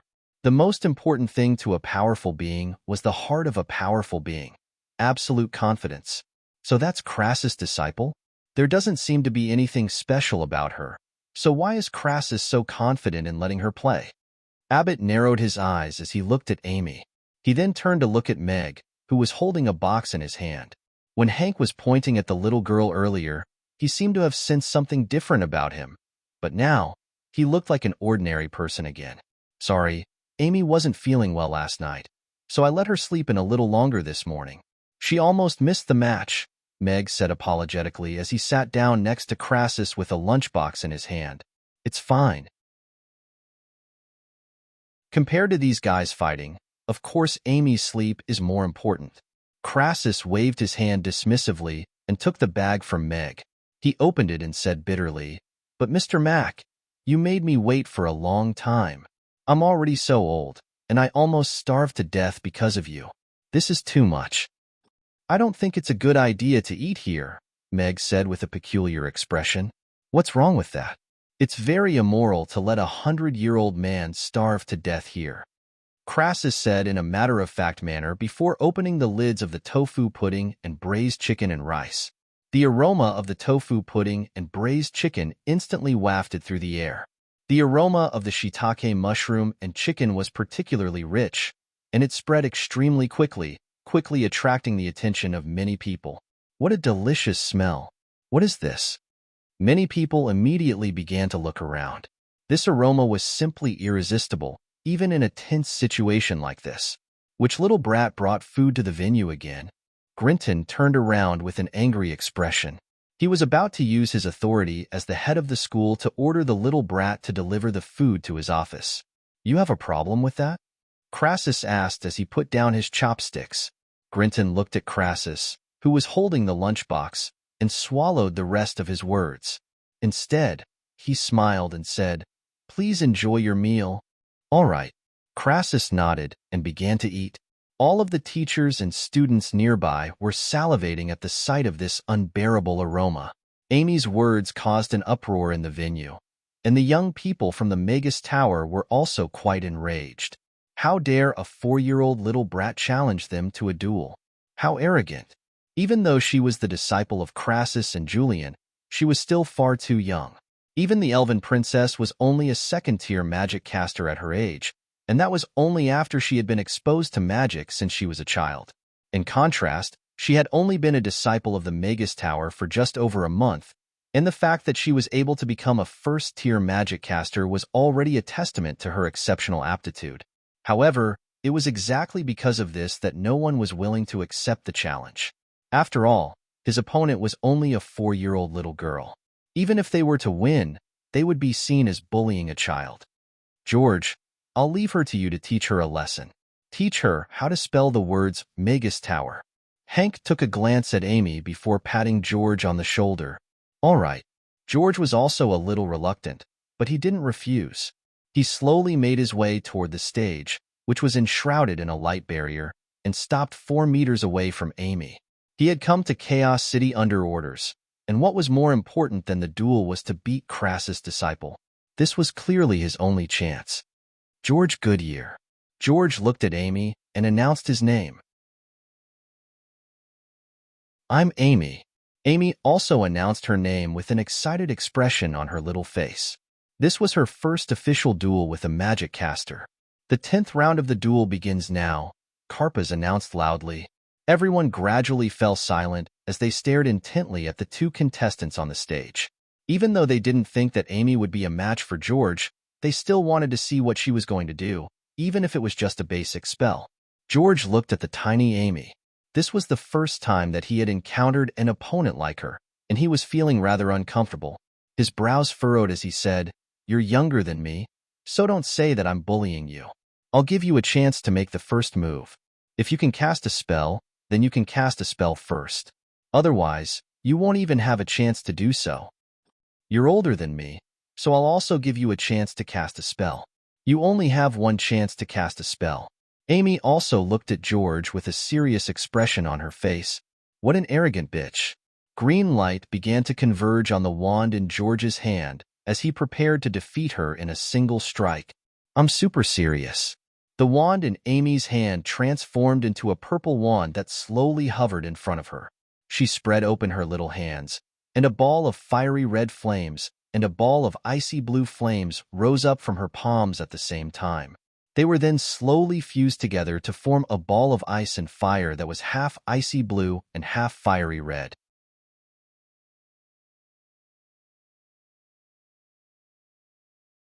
Chapter 465. The ball of ice and fire hurtled toward George with a long reddish-blue tail in its wake, leaving a trail of scorching smoke in the air. Half of it was frosty air, while the other half was scorching heat waves, creating a spectacular spectacle to behold. What powerful magic fluctuations! All of the Magic Academy students widened their eyes in astonishment. The flames of extreme frost and fireballs that had appeared in Amy's hands had already given them quite a shock, but the fusion of the ice ball and fireball was even more astonishing to them. It had completely upended their understanding of magic. The combination of the most basic elementary spell, the flames of extreme frost, and the fireball magic had already reached the level of an intermediate spell. The ball of ice and fire looked as if it were going to explode at any moment, and everyone wanted to distance themselves from it. Such a powerful spell had been cast by a 4-year-old little girl, and this made them all feel rather embarrassed. All of the spectators were also staring at the ball of ice and fire with incredulity in their eyes. They hadn't harbored any hope in the beginning, but the power displayed by Amy seemed to have completely exceeded their expectations. Perhaps a miracle really was going to happen? Intermediate magic fluctuations, and it was almost instantaneous. This little brat's power is a little strange. Hank was also looking at Amy with a dark expression. He didn't think that she was powerful enough to pose a threat to him, but she was only 4 years old, and this kind of power represented limitless potential. All of the Magus Tower students were also contemplating whether they would be able to withstand such a powerful spell. Interesting. However, if this is all you have, it's still not enough. George looked at the ball of ice and fire flying toward him with a cold expression. He took 2 steps backward, and at the same time, he waved his wand through the air while quickly chanting the incantation for the pillar of fierce winds. Boom! A pillar of wind descended from the sky, landing 2 meters in front of George, right in the path of the ball of ice and fire. Green blades of wind rapidly revolved around the pillar of wind like a series of scimitars. It was this pillar of wind that had easily sliced through Neil's stone armor before sweeping him out of the competition platform. Right before everyone's eyes, the ball of ice and fire crashed violently into the pillar of wind. The pillar of wind tremored violently as if it had been struck by a meteorite, and it moved about a meter in George's direction before coming to a stop. I told you. You only have one chance to unleash your spell. George looked at Amy with a victorious smile on his face. It seemed that the ice and fireball was only a little powerful on the surface. Ice firebomb. Explode? Amy gently waved the wand in her hand. Bam! An explosion rang out from the gale pillar, and the condensed gale pillar instantly disintegrated. The wind blades shattered, and blue and red flames spewed out. Intense mana fluctuations spread out in all directions. How is this possible? George's eyes widened as he stared at the small mushroom cloud in front of him. Then, he was sent flying by the heat wave that almost touched his face. He crashed into the magic light shield behind him and fell to the ground with a thud. The powerful mana fluctuations didn't slow down in the slightest as they crashed into the magic light shield. Crackling sounds rang out, and beautiful sparks blossomed on the magic light shield. He actually won. After a moment of silence, the entire place burst into an uproar and fell into a sea of revelry. Everyone looked at Amy, who was standing at the center of the competition platform with her purple wand in hand, and aside from excitement, there was only astonishment on their faces. One attack. Amy had only used a single attack to defeat George, who had won 7 consecutive matches. Furthermore, it was a crushing defeat. George was completely unable to retaliate, and had lost all of his ability to battle. Her adorable looks and powerful abilities formed a stark contrast. If it weren't for the fact that they had seen her unleash a spell with their own eyes, they would have never believed that this adorable little fairy would be able to send her opponent flying with a single ice and fireball. What a powerful spell. Could it be that she's already a 4th-tier magic caster? Claus stared at Amy with astonishment on his face. Even from outside the magic light shield, he could sense just how powerful that spell was. If it had exploded right in front of him, he felt like he wouldn't have been able to resist at all. All of the Magic Academy students' mouths gaped open in shock. They were the representatives of the Magic Academy, but they had to admit that the most powerful among them wasn't their captain, Claus. Instead, it was this little junior girl. How could this be? This is impossible. George's clothes were in tatters, and his face was covered in soot as he lay sprawled on the edge of the competition platform. He tried his best to raise his head to look at Amy, but he was still unable to accept the fact that he had been defeated by Amy. I told you that you only had one chance to unleash the spell, so you lost, Amy said with a serious expression as she looked at George. You. A burst of fury welled up in George's heart. His vision darkened, and he fainted on the spot. Amy's so awesome. She's so cool. Daphne immediately rose to her feet as she yelled. How did she become so powerful? It's so stressful to be friends with her now. Ignatzu scratched his head with a conflicted expression. Little Amy's so awesome. I didn't think that she would be so talented in magic. Back then, I wanted to stop Mr. Meg from sending her to learn magic. Luna's mouth was slightly agape as she looked at Amy with incredulity in her eyes. She thought back to what she had said to Meg in the past, and a blush appeared on her face. She really is a prodigy. Her mastery of magic has already reached such a high level at such a young age. She's most likely going to break all of the records left behind by the elven princess. Carassus was also looking at Amy with a hint of amazement in his eyes. Ice and fire fusion required one to be proficient in both ice and fire magic, and one had to have an extremely high mastery of both types of magic. She's improved so much in just one night. Little Amy really is a natural magic caster. Crassus had also put down his chopsticks with a pleased smile on his face. Looks like Amy has improved again. This rate of progression is really putting a lot of pressure on me as her father. Meg listened to the raucous cheers around him, and a proud smile appeared on his face as he looked at Amy, who was standing at the center of the stage. A 4-year-old 4th-tier magic caster? Even the elven princess couldn't have done that. This is the real reason why Krasu and Urian, who have been rivals for hundreds of years, finally reconciled and accepted the same disciple. A prodigy like her is extremely rare. Abbott looked at Amy with a serious expression, and he was unable to hide the astonishment in his eyes. The 10th match goes to Chaos School, Karpaz announced in a loud voice, and his voice had involuntarily risen a few octaves. George was carried off to the side by 2 magic casters from the Magus Tower, and the entire stadium erupted into raucous cheers. Who would have thought that this little magic caster would be responsible for Chaos School's first victory?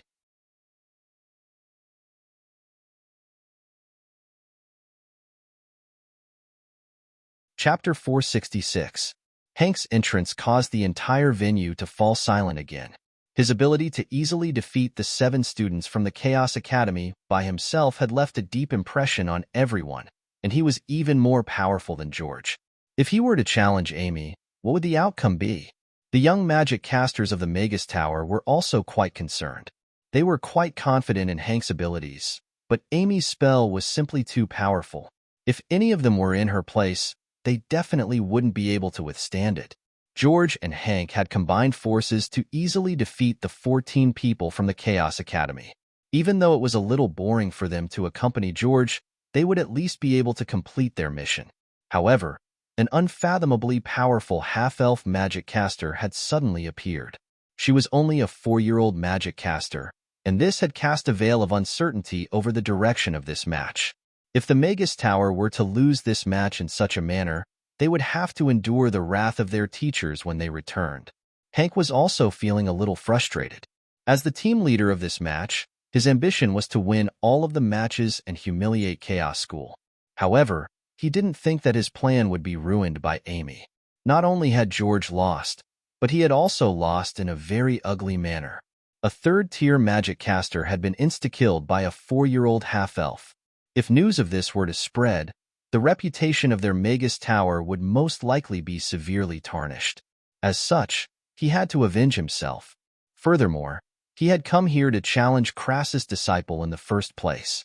Prior to his departure, his master had told him that if he had the chance, he had to humiliate the Crassus. That was the most important thing for him to do on this trip. Back in the day, the Magus Tower had once been divided into 2 factions over whether magic should be used in melee or long-range attacks. Following the departure of the Crassus from the Magus Tower, and the lack of melee magic inheritances, the conflict gradually died down. However, his master, Brent, was the #1 supporter of Great Elder Richard, and had always held a grudge against him. As such, he had specifically sent him here to avenge Amy. Amy had already demonstrated her ability in magic. Even if Hank defeated her now, it wouldn't bring him any praise. Instead, it would make him seem like he was bullying the weak and had an unfair advantage. However, if this competition could turn into a battle between melee magic and long-range magic, then as the only disciple of Crassus, it wouldn't be a problem for him to represent the melee magic team, while he would represent the Magus Tower. As Brent's disciple, if he could defeat Amy, then he would be able to claim that long-range magic was superior to melee magic. As for the difference in age and strength, it was not important to the rumors. What was important was the result of this challenge. Everyone would only know that the disciple of the #1 melee magic caster on the continent had lost to Brent's disciple, Hank. If Master were to hear this, he would definitely be very happy. Hank's lips curled into a sinister smile. He looked at Amy like a wolf looking at a little lamb, contemplating where he should tear her apart with his sharp teeth. Melee magic? I'm super good too. Amy looked at Hank with a confident expression. Then, she asked with a peculiar expression, "But do you really want to be bashed in the head by my big club, green-furred monster? If I bash you with my club, you're going to cry." Another burst of raucous cheers erupted from below the stage. Amy had given everyone so many surprises and hot-blooded emotions today. Everyone had been wondering whether Amy would accept Hank's challenge. Even if she refused, no one would think much of it. After all, even Senior Claus and the other two seniors had been easily defeated by him. Having defeated George, Amy had already won a victory for Chaos School. Even if they lost today's challenge, at least it wouldn't be too embarrassing. However, to everyone's surprise, Amy's reply was still as simple and crude as ever. Even though her tone was still as adorable as ever, her words were inexplicably quite domineering. As expected of my disciple, she's just like me. Magic is naturally the best at melee combat. If anyone refuses to submit to me, then I'll bash them with my club until they do. Crassus chortled with elation. Aside from Julian, it had been many years since he had debated melee magic versus long-range magic with anyone else. He had initially felt that it was a pity that melee magic would decline again after him, but Amy's appearance had made up for that regret. At the very least, melee magic wouldn't decline in his hands. As for just how powerful melee magic was, that had always been decided through battle. All of the magic casters who had been dominated by him in the past knew this, and all of the magic casters who would be dominated by Amy in the future would also know this. If it's melee magic, could it be that she has learned melee magic in such a short time? Abbott glanced at Crassus out of the corner of his eye, and a sense of foreboding suddenly welled up in his heart. He didn't harbor any ill will toward Crassus. In fact, when he had first joined the Magus Tower, he had idolized Crassus the most.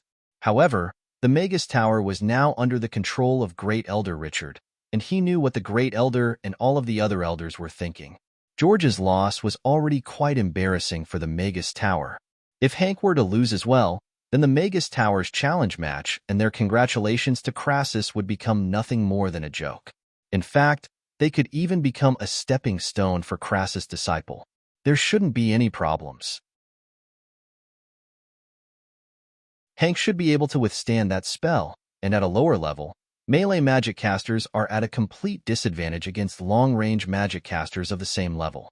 It's not going to be easy for a melee magic caster to defend against all of the long-range magic caster's magic attacks.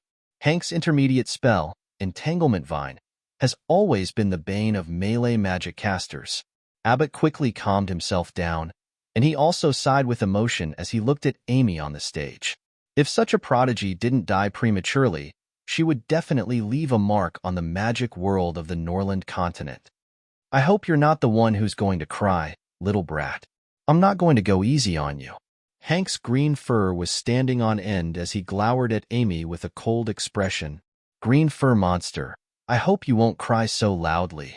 You're so ugly, so you're going to be super scary when you cry. It's not going to be good if you scare the kids. Amy also looked at Hank with a serious expression. The 11th match of the challenge match, begin. Carpaz announced in a loud voice. The two teachers were standing not far away from each other, and the female teacher standing close to Amy was only around 2 meters away from her, looking as if she were ready to attack at any moment. Little brat, you're a melee magic caster, yet you're only using such a small wand? Hank wasn't in a hurry to attack. Instead, he looked at the wand in Amy's hand and sneered. Don't tell me you don't even have a staff? Is Master Crassus that poor? What kind of melee magic caster are you? In my name, I unseal this wand. Wishful wand, transform. Amy chanted with a serious expression. Purple light flashed from the purple crystal on the wand, and a purple staff that was around 2 meters in length appeared in her hand. Purple and golden vines surrounded a fist-sized purple crystal ball, and purple and golden light was shimmering within the crystal ball, creating an extremely dazzling sight. When fire wheels appear, Amy yelled as she gripped her staff with both hands. 2 balls of flames suddenly appeared beneath her feet, rising up to around 20 centimeters into the air before rapidly rotating like a pair of fiery wheels.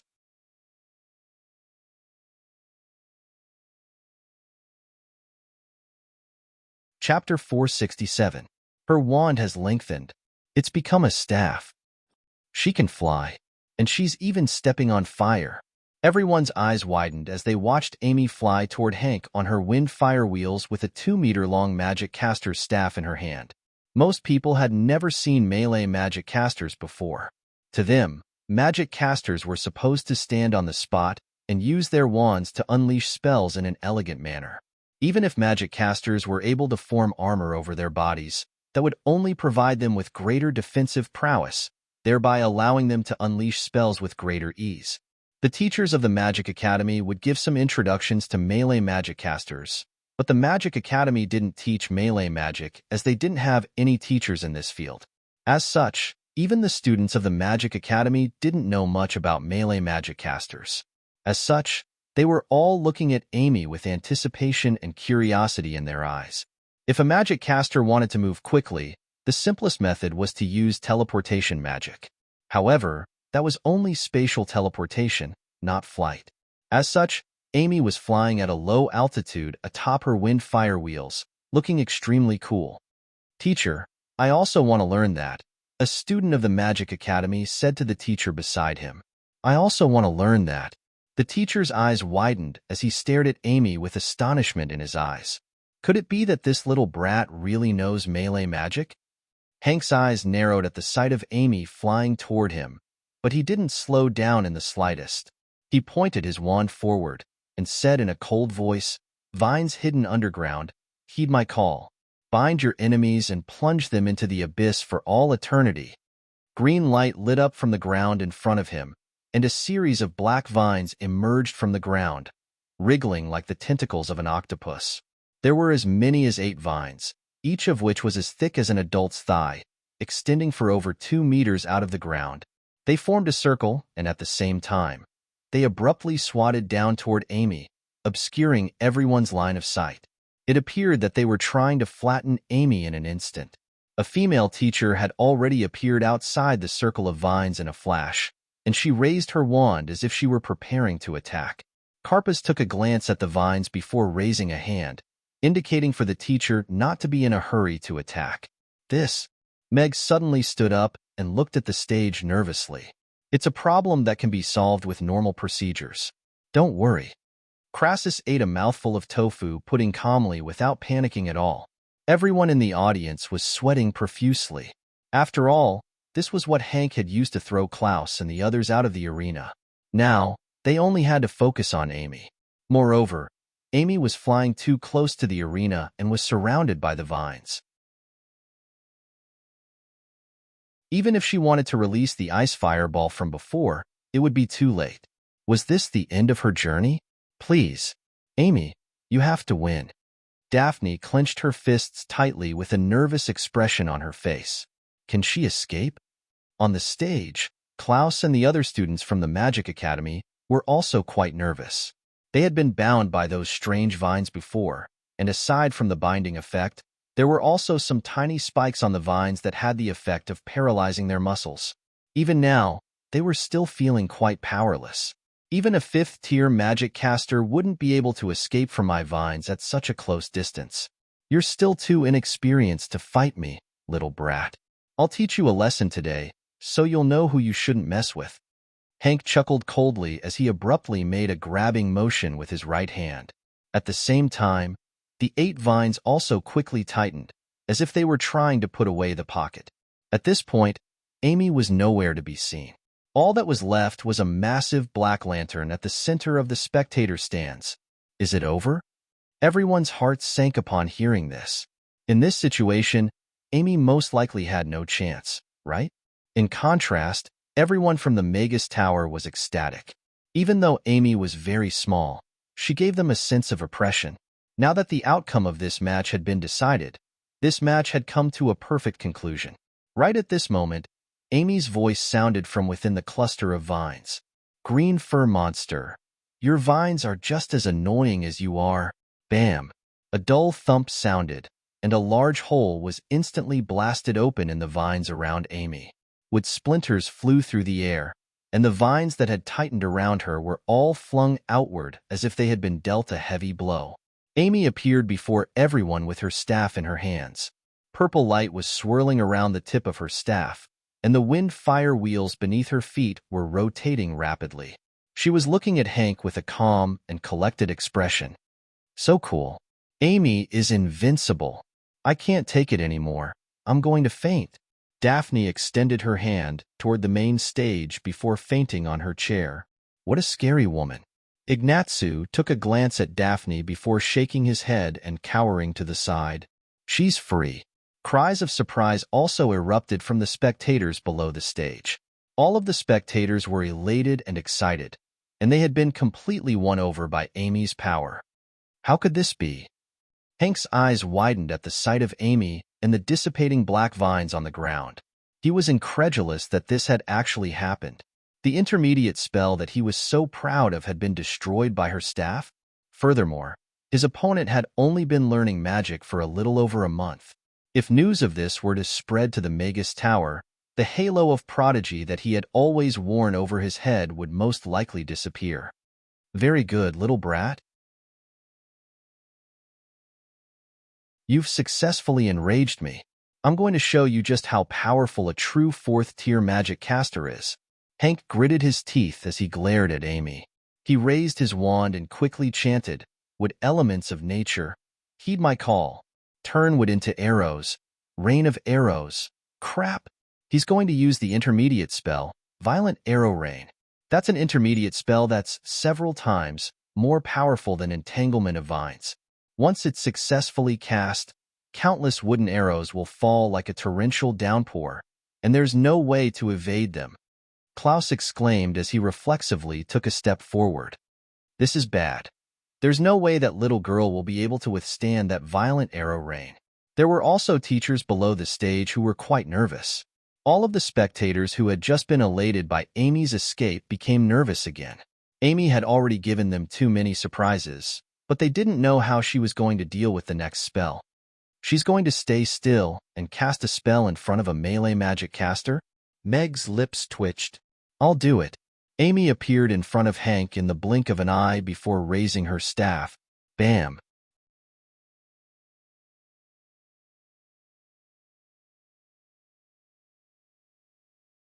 Chapter 468. Rage, Panic, Pain, Indignation, Grief.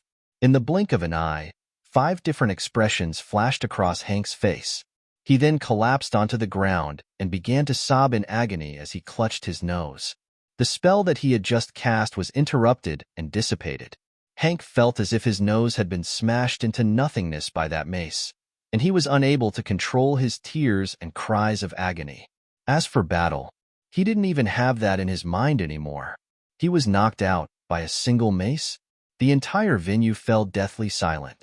Everyone was looking at Amy, who was holding a staff that was twice as tall as her, with peculiar expressions on their faces. They were all wondering what kind of spell Amy would use to counter Hank's attack, but never did they think that Amy would use such a simple and brutal method. However, it had to be said that the mace had struck Hank's face, and he had collapsed onto the ground with a twisted expression.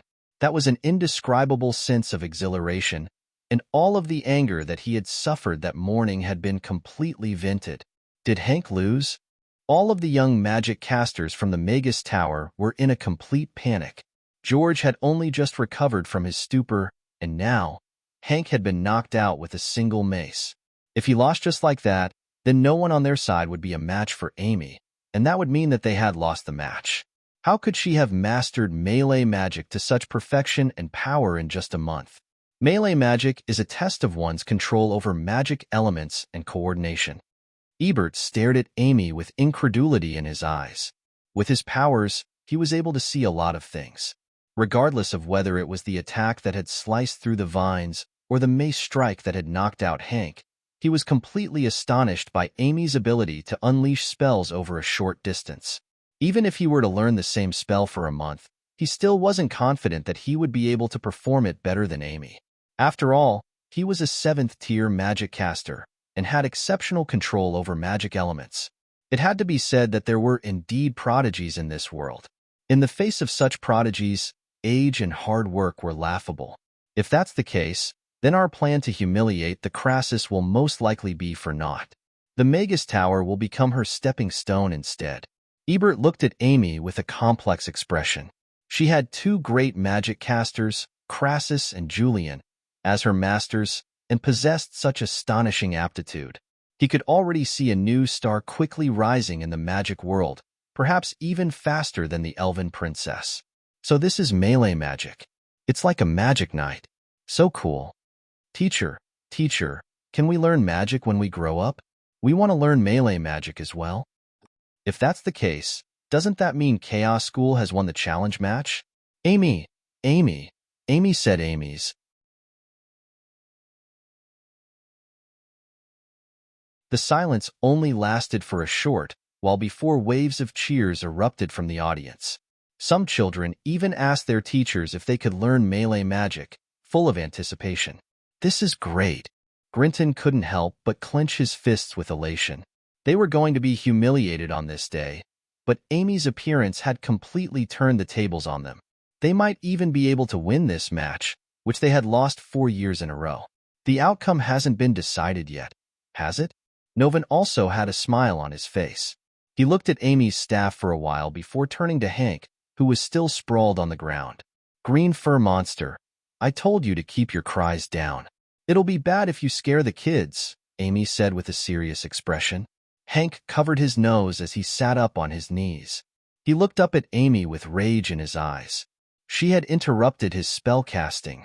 If he had been able to unleash his berserk arrow storm, then he would definitely be able to secure victory. However, he would rather die than lose to a half-elf brat. Magus Tower representative, do you concede? Carpus asked. I don't accept. Hank pushed himself up from the ground and raised his hand. A burst of green light appeared before him, quickly forming a spherical wooden shield that enshrouded him. He then began to chant the same berserk arrow storm spell. You don't accept? Amy's brows furrowed as she raised her staff again. Rip. The wooden shield that had easily blocked the attacks of Klaus and the other two was instantly torn apart by the purple magic caster's staff as if it were made of paper. Then, the staff landed on his face. This time, the nosebleed spurted out in a more perfect parabola, and his cries were louder and clearer. Do you concede? I don't accept. Bam. Do you concede? I don't. Bam. Do you concede? Bam. Wah. I haven't finished yet. Bam. Amy looked down at Hank, who had already been reduced to a bloody pig's head, and shrugged apologetically as she said, Sorry, I got carried away. But you should concede now, right? Hank knelt onto the ground and glared at Amy with resentment in his eyes. His body was trembling, and tears were flowing uncontrollably from his eyes. This was the first time in his life that he had ever been humiliated like this. However, it had already been proven that no matter what he did, there was no way for him to unleash the berserk arrow storm spell before the staff landed on his face. A deep sense of despair engulfed him. Am I supposed to concede like this? Against a half-elf bastard? Hank clenched his fists and gritted his teeth as his chest rose and fell violently. No, he couldn't do it. Conceding to a half-elf bastard was worse than killing him. Magus Tower representative, do you concede? Carpus asked as he looked at Hank. The outcome of this match had already been decided. It was common knowledge in the magic world that melee magic casters were nightmares against long-range magic casters in close combat. However, this match had witnessed the rise of the youngest melee magic caster in the world. Amy's melee magic had reached at least the 4th tier, and her long-range magic had also reached the 4th tier as well.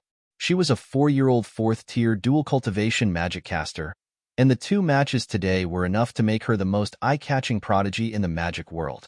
Looks like he's too convinced to say anything. Look at how pitiful you are, so I won't hit you. Amy looked at Hank with a pitiful expression as she withdrew her wind-fire wheels and landed back on the ground. She was just about to put away her magic caster's staff.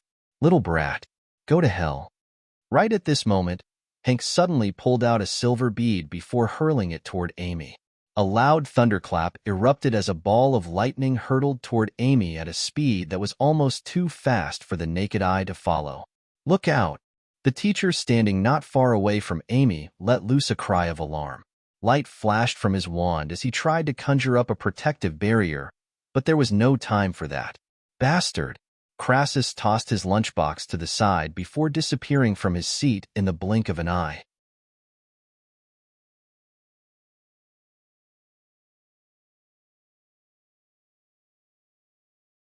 Chapter 469. Crap!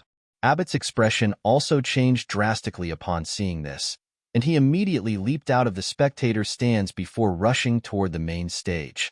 Novin was still sitting in his seat, and he raised his right hand toward the stage.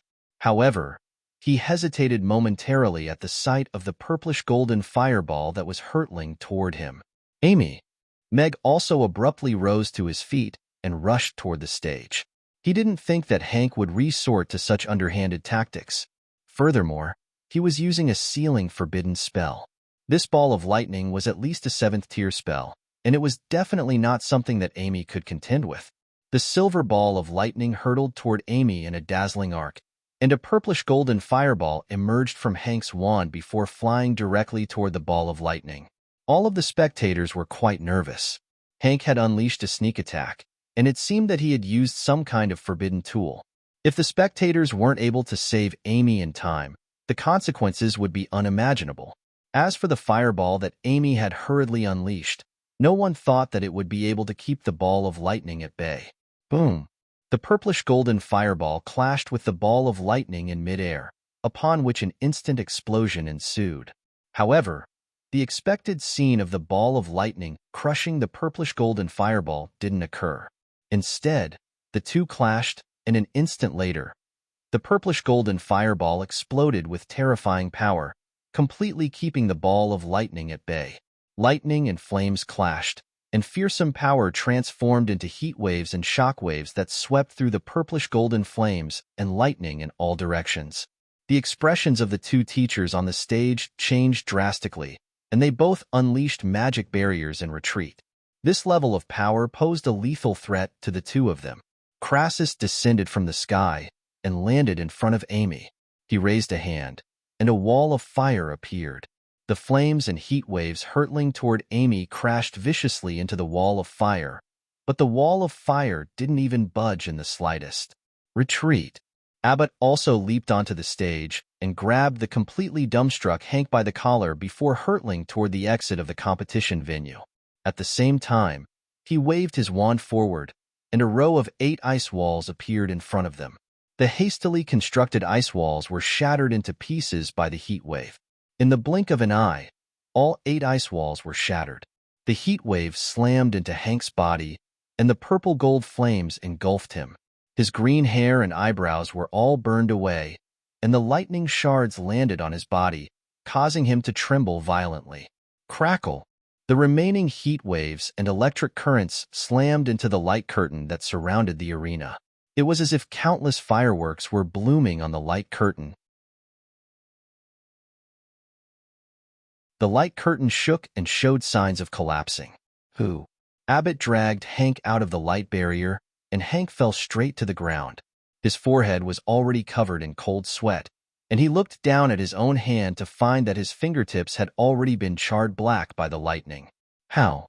How could she have withstood the lightning magic ball that Master gave me? Hank was sprawled on the ground as he looked up at Amy with incredulity in his eyes.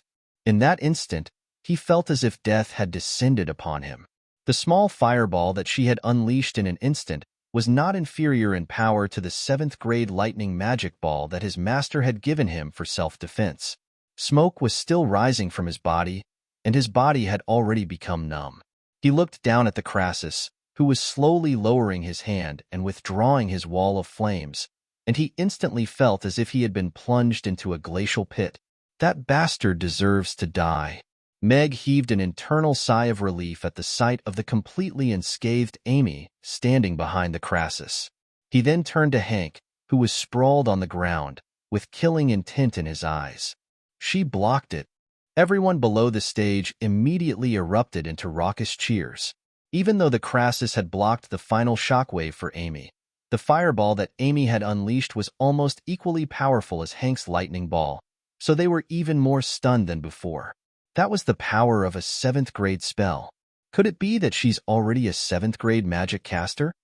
A teacher from the Magic Academy was looking at Amy with incredulity in his eyes.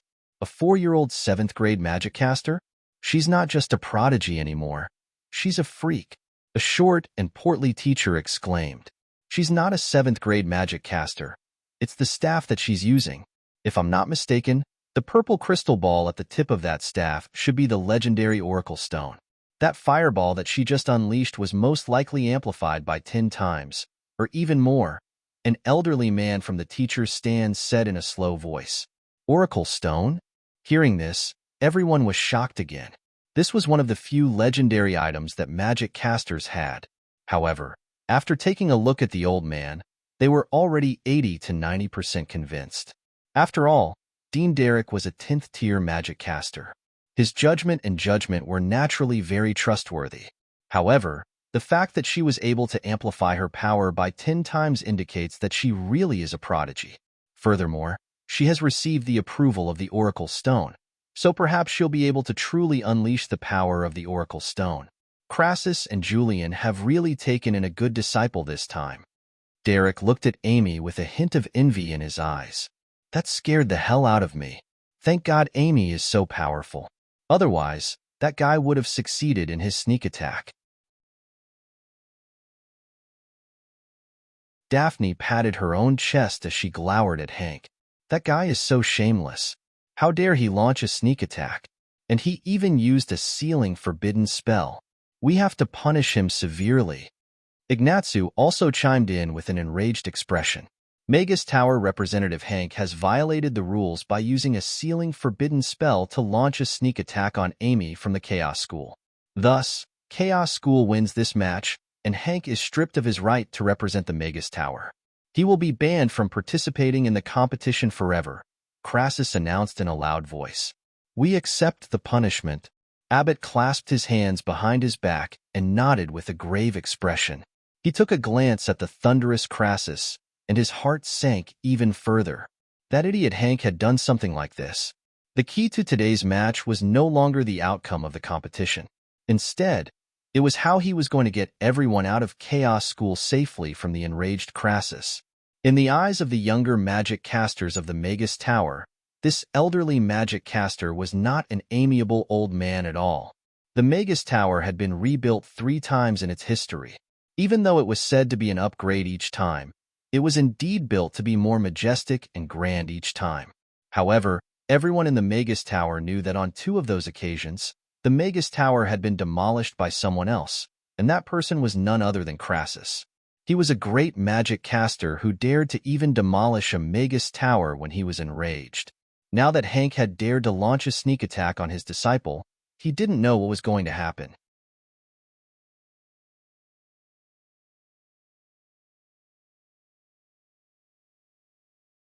Chapter 470.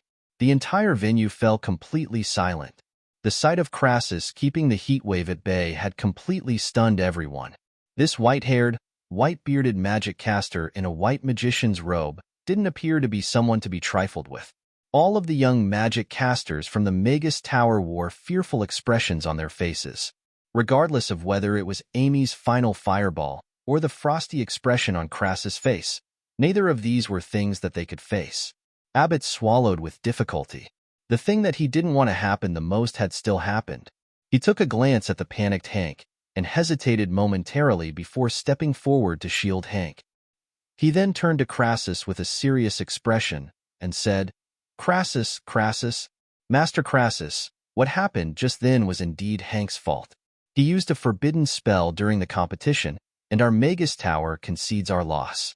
I'll report this matter to the panel of elders when I get back, and they'll decide on his punishment. Regardless of whether it's a competition or a duel between magic casters, such behavior is despicable and unforgivable. Are you trying to use your Magus Tower to intimidate me? Crassus didn't stop in his tracks as he looked at Abbott with a mocking expression. I wouldn't dare. The Magus Tower was founded under your leadership, and it has flourished under your leadership for several decades. The members of the Magus Tower have nothing but respect for you. Abbott lowered his head, not daring to look directly into Crassus' eyes, but he still didn't back down. He couldn't back down. Otherwise, he wouldn't be able to face the panel of elders when he got back, and he wouldn't be able to continue staying in the Magus Tower. Even though Crassus was still an honorary elder of the Magus Tower, the irreconcilable conflict between him and the panel of elders was something that all of the senior members of the Magus Tower were aware of. No one dared to express their displeasure while he was still in the Magus Tower, but if he were to settle down in Chaos City, then his influence in the Magus Tower would gradually fade. Crassus stopped in his tracks and asked, "Then do you still remember the third rule that I set down when I founded the Magus Tower?" Abbott was silent for a moment before replying in a grim voice, "Magic casters should uphold an honest, righteous, and kind nature. Those who do not have the right values will be banished from the Magus Tower." "I'm Brent's disciple. You can't expel me. You don't have the right to expel me." Hank immediately began to panic as he shook his head at Crassus before trying to get up from the ground. "If I still want to stay in the Magus Tower, I'm going to expel that fatso Brent as well. Even Richard doesn't dare to mention the word right to me. So who do you think you are?" Crassus pursed his lips as he looked at Hank.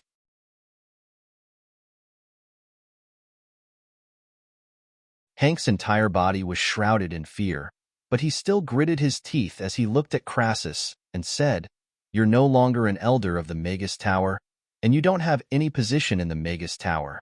You didn't try your best to expel me, so you should be the one expelled by the panel of elders. I'll tell my master about this when I get back." "Hank, shut up!" Abbott yelled at Hank. Even Brent wouldn't dare to say something like this in front of Crassus. That guy was simply asking for death. Abbott turned to Crassus with an earnest expression and said, "Master Crassus, I'll be sure to report this matter to the panel of elders, and I'll also propose that he be expelled from the Magus Tower. I'm ashamed to be associated with a magic caster like him, and the Magus Tower definitely won't let him off the hook. I hope. I'm not here today to expel him from the Magus Tower. From this day forth, I have nothing to do with the Magus Tower. I'm ashamed to be associated with you." Crassus shook his head before turning to Hank with a cold smile and said, "I'm here to seek justice for my disciple. I once said that if young people aren't disciplined properly and don't follow the rules, the outside world will teach them a lesson." "It's his honor." Abbott looked at Crassus and hesitated momentarily before taking a step back to allow Hank to come out from behind him. All of the young magic casters from the Magus Tower pursed their lips and didn't dare to say anything. "You can't attack me. I'm Brent's disciple, and I'm a member of the Magus Tower. You said you're no longer a member of the Magus Tower, so if you touch me, you'll have to face the wrath of the Magus Tower." Hank was completely flustered at the sight of Crassus slowly making his way toward him, and he scrambled back on all fours before turning to Abbott with a pleading expression. "Save me, Master Abbott. Please save me. There are some things that you should always consider before doing. As a man and a magic caster, it's fundamental to take responsibility for one's actions," Abbott said in a cold voice. As a magic caster, he was deeply ashamed of Hank's actions. Seeing as Crassus had already made up his mind, there was no point in trying to persuade him otherwise. The Magus Tower definitely wouldn't be able to sway him, so no one would be able to stop Crassus from doing whatever he wanted.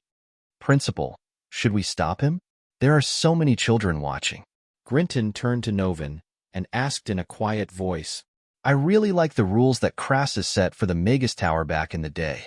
They have the spirit of a knight, but they also have the integrity and freedom of magic casters. In fact, they can even be used as the code of conduct for magic casters on the entire continent." After that, Richard changed these rules over and over again until they were a complete mess. When even the word integrity was abandoned, magic casters no longer deserve to be called magic casters. Novan looked at Crassus with a nostalgic smile and said, "What a vivid lesson. We should show the children just how important it is to be an upright person. Even if they're prodigies, they still have to be upright and abide by the rules. Isn't that what our Chaos School and Chaos City are advocating?" Grinton nodded with a contemplative expression. He looked at the children on the stage and didn't say anything else. There should be a magic caster understanding test for magic casters as well. Meg sat down again. He was relieved that Amy was fine. As for what Crassus wanted to do, he could roughly guess. "Don't kill me. I won't do it again. I'm just following my master's instructions. He told me to teach her a lesson and embarrass you. Otherwise, he told me not to go back. I can't beat her, and I don't know what to do. That's why I launched a sneak attack on her. Please don't kill me. I'm a prodigy, and I'm only 16 years old. Perhaps I can become a great magic caster in the future. Hank's face instantly turned deathly pale as he looked at Crassus. For the first time, he realized that this worthless old man was not someone he could mess with. I won't kill you, but you don't deserve to possess magic. Crassus slowly made his way over to Hank and pressed his hand onto Hank's head. Hank was trying to evade in horror, but his body was suddenly immobilized. Red light flashed, and Hank's body shuddered before he collapsed to the ground. His eyes were completely lifeless, and there was only despair in them. His brain region had been destroyed, and he would never be able to cultivate magic again.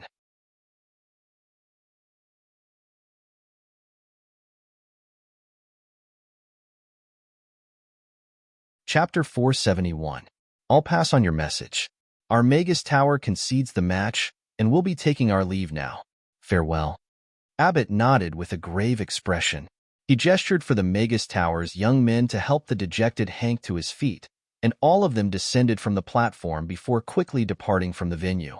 George looked up at Amy, and he felt as if a massive boulder had been placed on his heart. He was supposed to be a prodigy, yet he was nothing compared to her.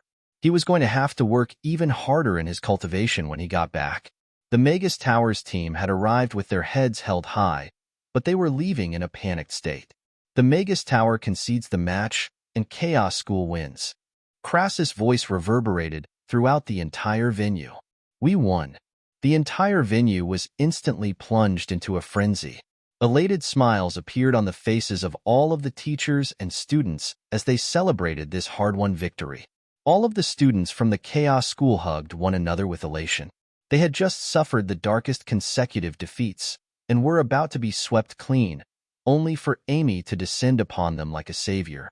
Amy was still holding onto her staff, and she was still in a daze as she turned to Crassus and asked, "Master, all of the bad guys have run away, so we won?" "That's right. They were defeated by little Amy, so they've conceded. Little Amy is the one who won this match for Chaos School."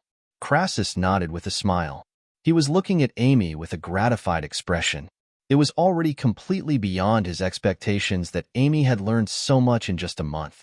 Even though magic became more and more difficult to progress as one progressed, Amy's exceptional aptitude would make it easier for her. As for what he had said to Abbott, it was actually meant for the entire world to hear. Many prodigies had appeared on the Norland continent, but many of them had also died at an early age. There were always some people who didn't want those prodigies to grow up and affect the overall situation, just like Meg Alex. As such, he had to make his and Julian's stance clear to the world. If anyone tried to harm Amy before she grew up, then they had to be prepared to face the wrath of the two of them. Me too. Meg slowly clenched his fists as he muttered to himself. He had successfully purchased the strength points yesterday, so it was time for him to continue practicing his swordsmanship. He hoped that when Amy was in danger in the future, he would be the one standing in front of her. Great. I knew Father wouldn't lie to me. I really can defeat all the bad guys. A happy smile appeared on Amy's face, but when she glanced at the door, she looked at Crassus worriedly and asked, "But Master, why was that green-furred monster so sad in the end? Was he really unable to practice magic anymore? If that's the case, isn't it pitiful?" Little Amy, you have to remember, in this world, if you are sure that he is an enemy, then you can't be merciful to him. Otherwise, the only ones who will be hurt will be you and the people close to you, Crassus said seriously as he looked into Amy's eyes. Okay, I'll keep that in mind. Amy looked into Crassus' deep eyes and nodded seriously. Amy, Amy, Amy. Cheers erupted from below the stage as the students chanted Amy's name in unison as if they were calling for a hero. This is your moment. Of course, you have to learn to get used to it, because from now on, there will only be more and more cheers like this, Crassus said with a smile as he slowly walked down from the stage to give the stage to Amy. The deafening cheers almost lifted the roof of the venue. The emotions that had been suppressed for the entire morning completely erupted at this moment. After 4 consecutive years of failure, they had finally ushered in a hard-won victory today. This was an extremely strong feeling for both the students and the teachers. Amy raised her magic caster's staff in a slightly uncomfortable manner as she welcomed the cheers of the entire venue. Her gaze wandered through the crowd and finally landed on Meg, who was standing among the crowd and applauding, and a happy smile appeared on her face. "I'll protect this smile," Meg thought to himself with a smile on his face. Amy's rise to fame was already unstoppable. After today, she was destined to become one of the most popular magic casters of the younger generation on the Norland continent. At the same time that she became famous, more and more trouble would come knocking on her door. Novin stood up and applauded Amy and the students on the stage. In today's challenge match, Amy is the king of all. She has secured victory for Chaos School and upheld the school's honor.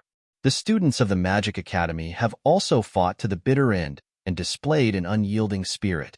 Today's honor belongs to you. The students of the Magic Academy were very excited, but also a little embarrassed. However, they couldn't hide the smiles on their faces. "I'm a student of Chaos School, so this is what I should do." Amy looked at Novin with a matter-of-fact expression. "I hope you can always remember this, Amy. In the future, Chaos School will be proud of you." A smile appeared on Novin's face. "I will also be proud of Chaos School." Amy nodded with a serious expression. The applause below the stage became even louder, and all of the students wore excited expressions on their faces. It was an incredible honor to have the principal say that Chaos School was proud of you. Furthermore, they had witnessed this moment, and perhaps the principal would also say the same thing to them someday in the future. "Amy, you're the best. I'm also proud of you." Daphne clapped her little hands together like a little fangirl. "Can I get off the stage now? My hands are getting sore from holding the stage." The cheers continued for a long while, and the smile on Amy's face gradually faded as she turned to Karpaz with a feeble expression. "Of course." Karpaz faltered momentarily before nodding with a smile. This little girl really was adorable. If it weren't for the fact that Crassus and Julian had already taken her as their disciple, even he would have wanted to take her as his disciple. "All right."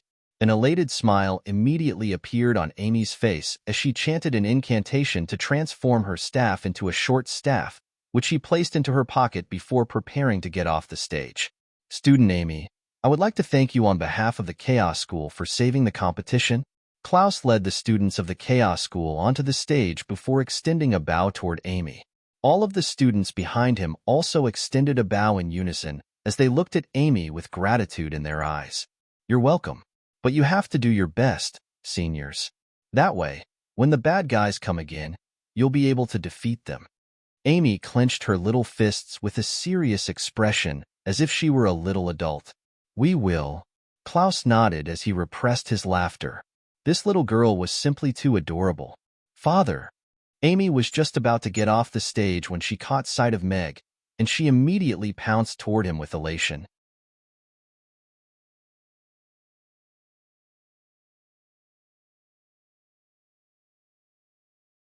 Chapter 472. Are we going back to Rhoda now? Outside Chaos School, George took a glance back at Chaos School before turning to Abbott with a dejected expression. "After what happened, we have to leave right away. Master Crassus might be willing to reason with us on account of our relationship with the Magus Tower, but her other master has never been a reasonable person. If we don't leave now, we'll never be able to leave." Abbott nodded with a grave expression. He took a glance at Hank, who was being helped into a horse-drawn carriage by his companions, and also got into the carriage.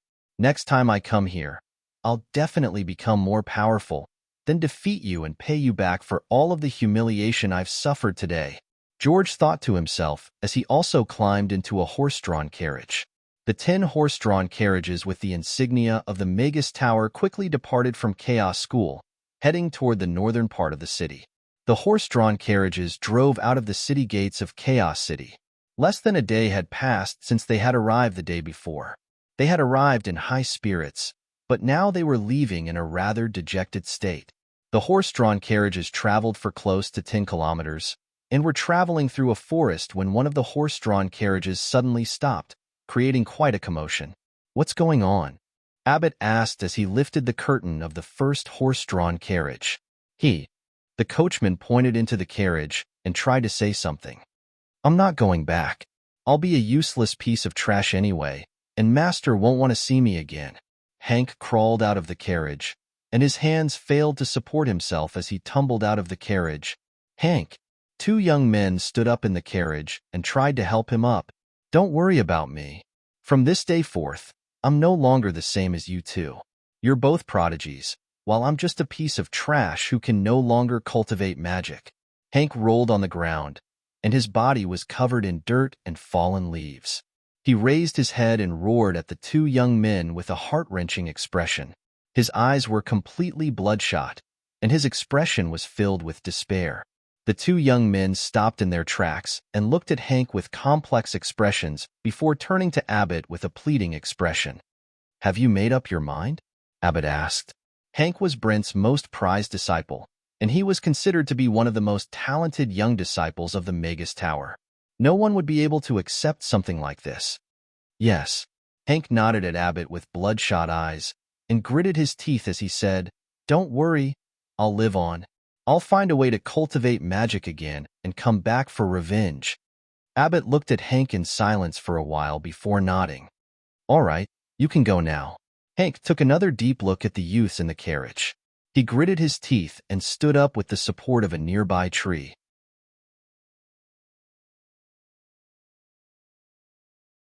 He staggered into the forest and soon disappeared from everyone's sight. Let's continue. Speed up. Abbott withdrew his gaze and said loudly. The carriage curtains were lowered, and the caravan continued forward. George turned to Abbott with a concerned expression and asked, Hank might be in danger if he leaves like this, right?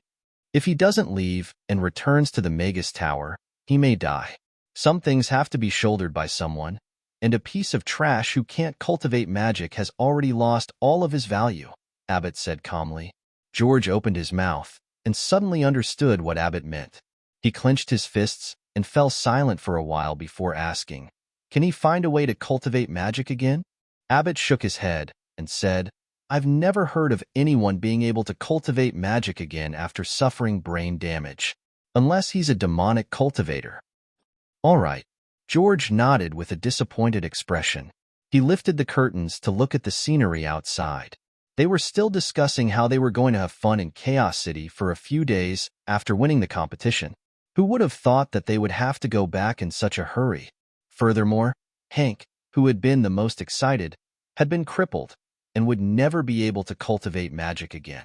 As for becoming a demonic cultivator, that was something that all magic casters despised.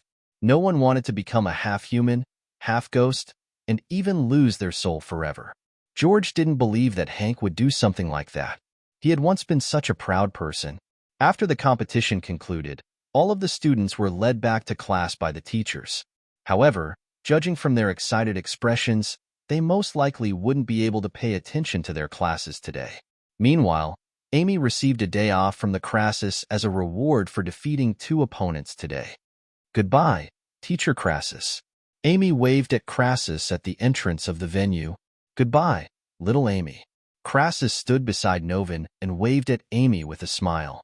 He looked on as Meg left with Amy, and only then did he turn to Novin with a smile and ask, Why did you keep me here? It's nothing important. I just wanted to ask when you're going to fulfill your promise. I'm going to hold a meeting with all of the teachers of the Magic Academy, and I want you to come with me to discuss opening a melee magic class in the Magic Academy, Novin said with a smile. You're trying to strike while the iron is hot, aren't you? Aren't you worried that all of the students of the Magic Academy will learn melee magic instead of long-range magic in the future? Crassus asked with a smile. What's there to worry about? I've always advocated for respecting the students' choices. Besides, student Amy displayed both her melee magic and long-range magic today. It's up to them to choose what they want. The Magic Academy only needs to teach them well.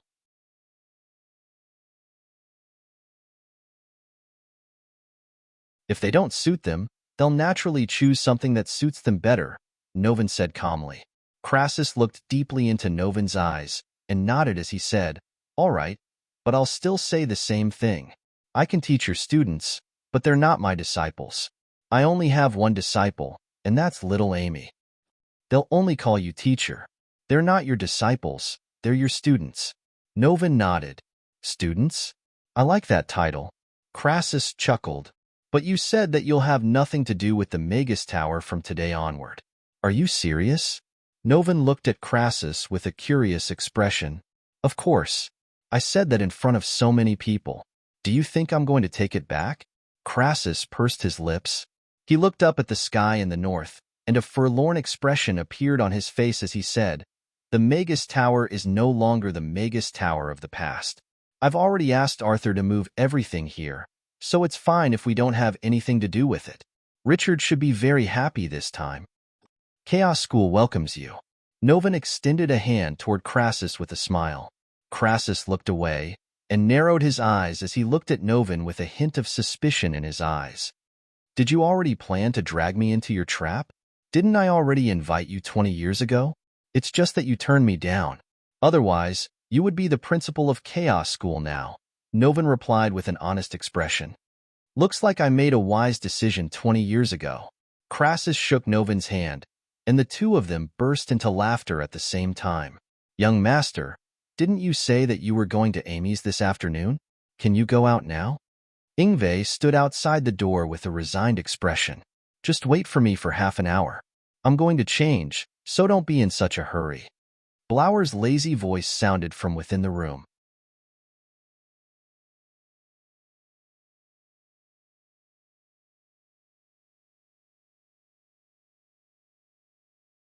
Chapter 473. Your Highness. Your Highness. Phyllis ran into the cave with an excited expression as she yelled, but the countless branches hanging down from the ceiling were still trying to impede her progress. Irina turned around to look at Phyllis's chest and asked with a serious expression, "Why are you so excited again, Little Bean Sprout? Even though your chest is bouncing up and down as you run, it's still very small." "Your Highness, I'm still growing," Phyllis said righteously, but she was obviously lacking in confidence. "You're around the same level as me when I was 13 years old." Irina nodded in response. "Your Highness, if you keep doing this, I'm going to cry." Phyllis's expression crumbled as she spoke with an aggrieved expression. "Sure, I'm quite bored today, so I'll watch you cry." Irina's eyes lit up as she nodded with a smile. Phyllis felt as if she had been dealt a heavy blow. As expected, it was impossible to communicate with the princess in a normal way. "Tell me, why did you come here in such a hurry?" Irina asked with a smile. "Snare is back. Do you want to see him now?" Phyllis hurriedly asked, and she almost forgot about the important matter at hand. "Let him in." Irina immediately clenched her fists with undisguised excitement on her face. "All right." Phyllis turned and ran out of the cave. The Tree of Life seemed to have sensed Irina's emotions, and it parted to allow Phyllis to pass through. Not long after that, Phyllis led a tall and thin golden-haired elf into the cave before quickly making his way over to Irina. The tall and thin elf stopped 2 meters away from Irina before nodding with a hand on his chest. "Snare pays his respects to your highness." Irina looked at Snare in silence for a moment before commenting, "You've lost weight, Scarab?" Phyllis almost burst into laughter upon hearing this, and she turned to look up into the sky at a 45-degree angle to calm herself down as quickly as possible. "Your Highness, you've also lost weight."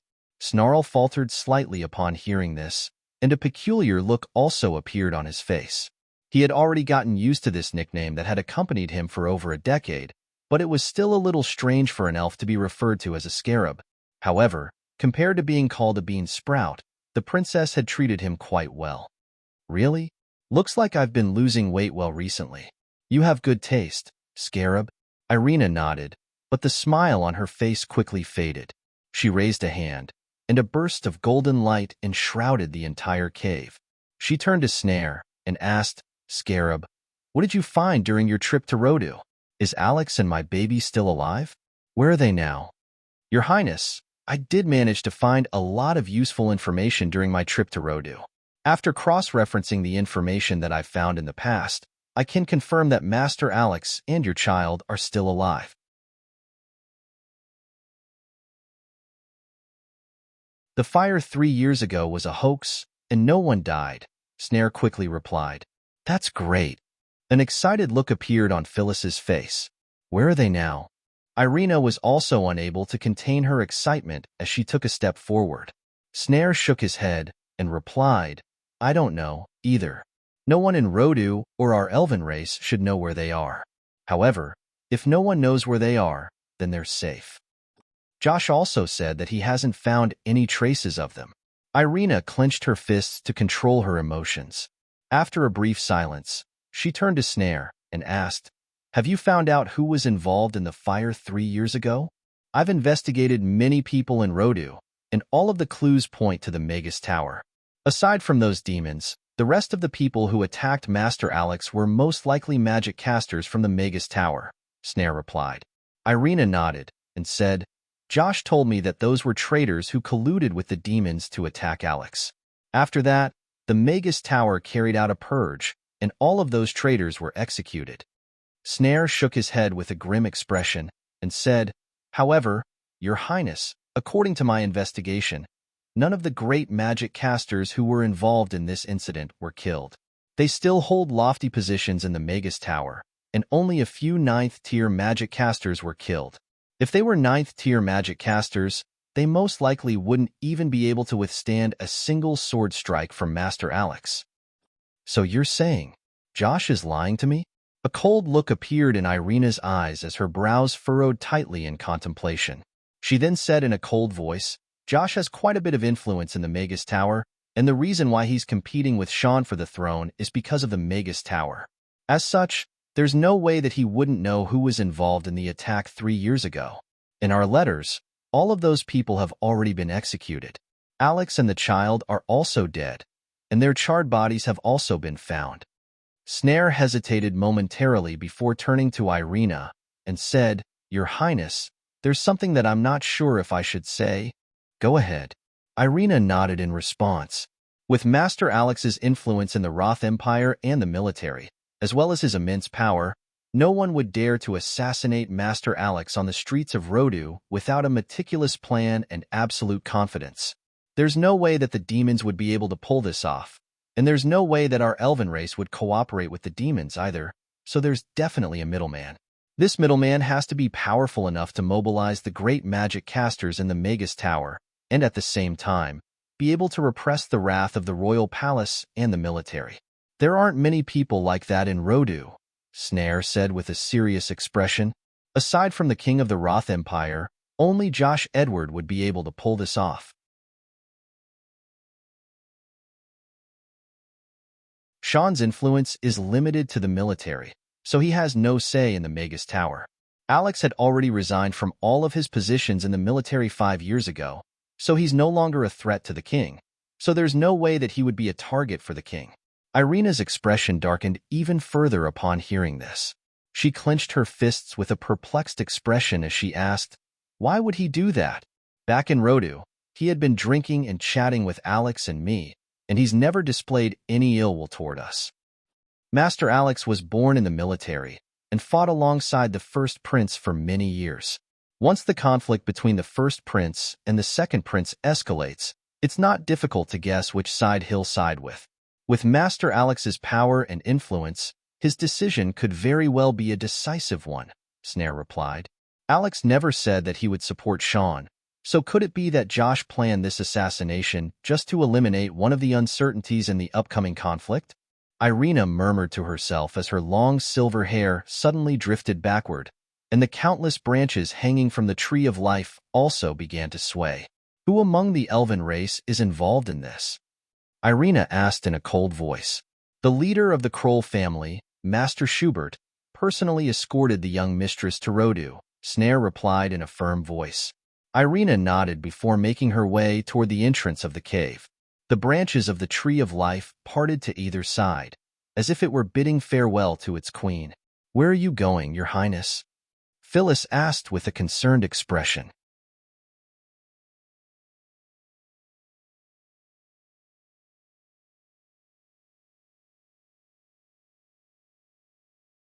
Chapter 474. A figure in a long white dress drifted over the wind forest. She tapped her foot lightly on a tree branch and appeared close to 10 meters away. Her long silver hair danced in the wind, giving her the appearance of an otherworldly immortal. Huh, Isn't that Princess Irina? That's right. That's the princess. It's been 3 years, and the princess has finally come out of the cave. The princess is just as beautiful as she was all those years ago. As expected of the number one figure among the younger generation of the elven race. Soon, some of the elves noticed the figure, and all of them extended respectful salutes toward her. The younger elves also wore expressions of unbridled reverence on their faces.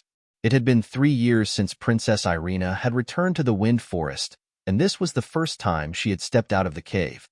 Mistress Helena, the princess has left the cave. Heidi quickly ran into the cave with her face full of wrinkles. She looked at Helena, who was looking up at the star chart on the stone wall, with an anxious expression as she asked, "Is she trying to escape again?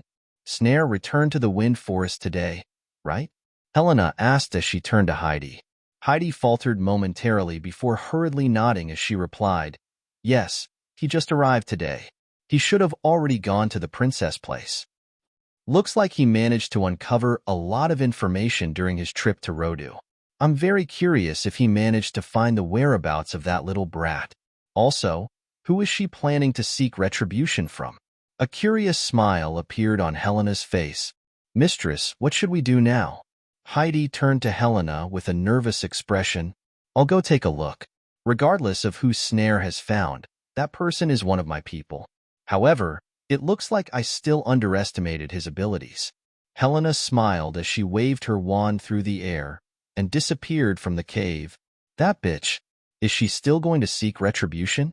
She can't even protect herself now. Does she still think she's the elven princess from all those years ago?" Heidi gritted her teeth as she chanted an incantation. She pointed her wand toward the ground, and a cloud of black smoke rose up before also disappearing from the cave. In the territory of the Kroll family, a vast expanse of forest had been cleared, and a grand white castle had been constructed on the original site. All of the Kroll family members were being escorted in and out of the castle, while some of the plainly dressed elves were doing menial tasks. If they weren't being reprimanded by the Kroll family members, they could only lower their heads and not dare to retort. Schubert was the leader of the Kroll family, and he was a powerful elven race. He had contributed greatly to the elven race during the war over 100 years, and he had benefited greatly from Helena's reforms.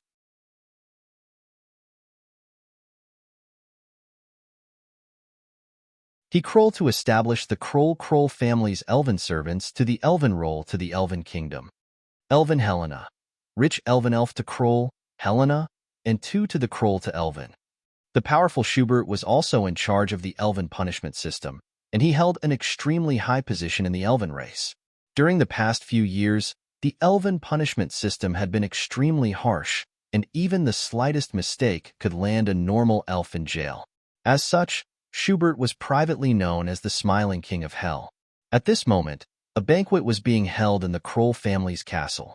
Schubert was lying on the main seat in a set of lavish golden robes with a jade cup in his hand, and he was appraising the elves dancing to the music with a smile on his face.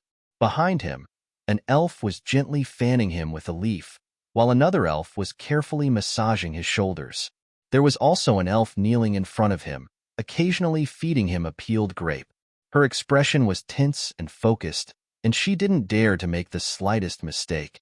Seated below him were all members of the Kroll family and elven family leaders who were on good terms with Schubert. They were drinking wine and enjoying the dance in a very leisurely manner, enjoying the service of the other female elves. "Schubert, get the hell out here."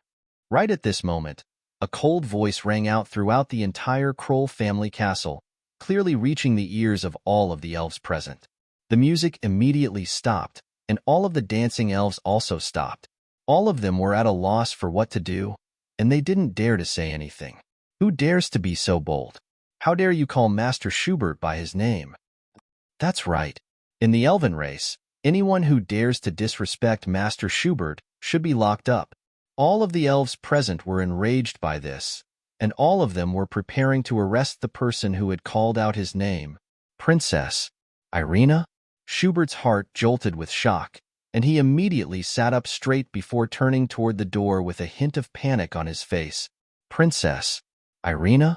All of the elves who had just risen to their feet immediately faltered upon hearing this, and all of them looked at one another, at a complete loss for what to do. It had been 3 years since Princess Irina had returned to the Wind Forest, but she had been in seclusion the entire time. Everyone had almost forgotten about her existence. Who would have thought that she would suddenly come out of her cave today?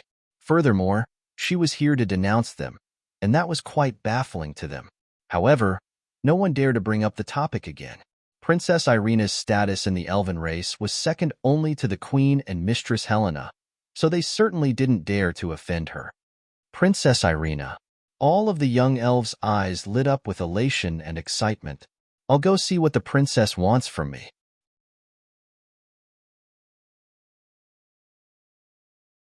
Schubert quickly calmed himself down as he stood up and made his way out of the door. His face radiated an aura of authority, but at this moment, a hint of a smile appeared on his face. However, those who were familiar with him could sense that this smile was a little cold. This was because whenever Schubert revealed this signature smile, he was at his cruelest, and that was where his nickname, the Smiling King of Hell, had come from. Let's go and have a look as well. All of the guests hesitated momentarily before following him out of the door. Is the princess planning to reorganize the elven race after coming out of seclusion? When are these days going to come to an end? I feel like I can't hold on any longer. After Schubert and the others left, the elf who had been peeling grapes for Schubert sat down onto the ground with tears in her eyes. The queen hasn't interfered with the elven race for a long time, and after Mistress Helena appointed a few ministers, she also rarely interfered with the elven race. Now, those ministers are treating us like servants instead of elven brethren. Aside from the elven princess, no one will be able to change this situation. A dancer sobbed as she raised her arm, revealing a glaring whip mark. Even Her Highness most likely won't be able to change this situation. Furthermore, she probably won't do anything about it. Otherwise, why hasn't she said anything since she returned to the elven race 3 years ago? This is probably our fate. We should have left the Wind Forest 50 years ago when we could have left, the tall and slender elf who was leading the dancers said with a dejected expression. All of the elves lowered their heads upon hearing this, and their spirits were instantly plunged to the ground. Can elves like this still be called elves? Irina stood at the top of the tallest tree in front of the castle, and she looked down at the Kroll family members with a cold expression, as well as the elves who had been treated as servants. She had witnessed the scenes of those elves being humiliated without any regard for their dignity. Schubert pays his respects to your highness. Please forgive me for not coming out to greet you. May I know why you've summoned me? Schubert emerged from the castle and made his way over to Irina in an unhurried manner. He looked up at her with a smile on his face, and his voice was quite calm. I'm here today to take your worthless life.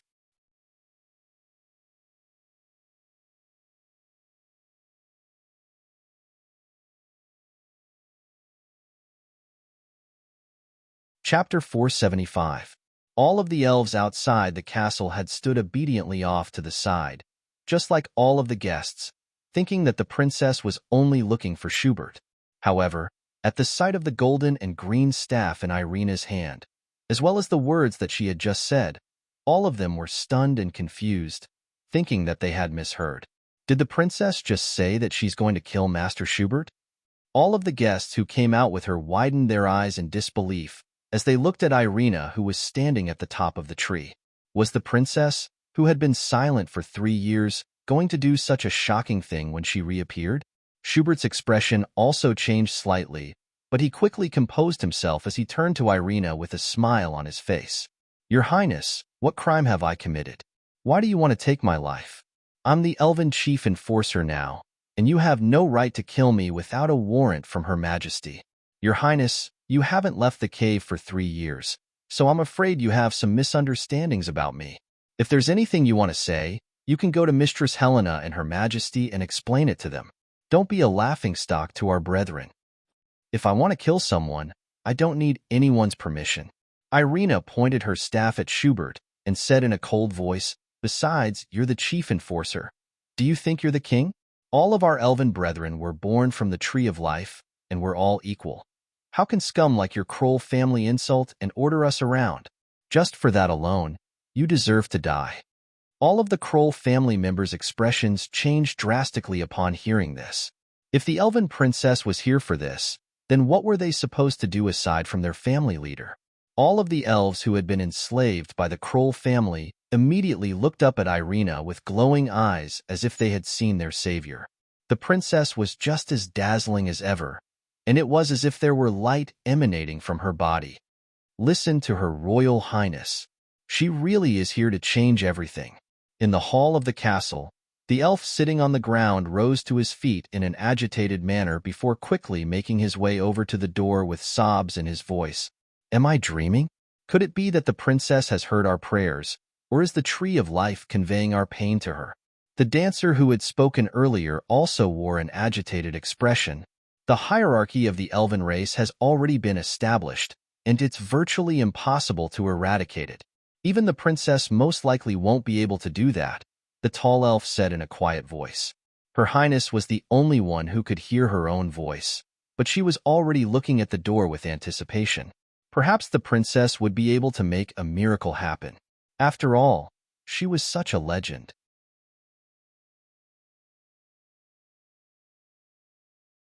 Ive, the elven princess of Her Majesty, the elven princess, Her Majesties, Her Majesty, Her Majesty too to the elven race.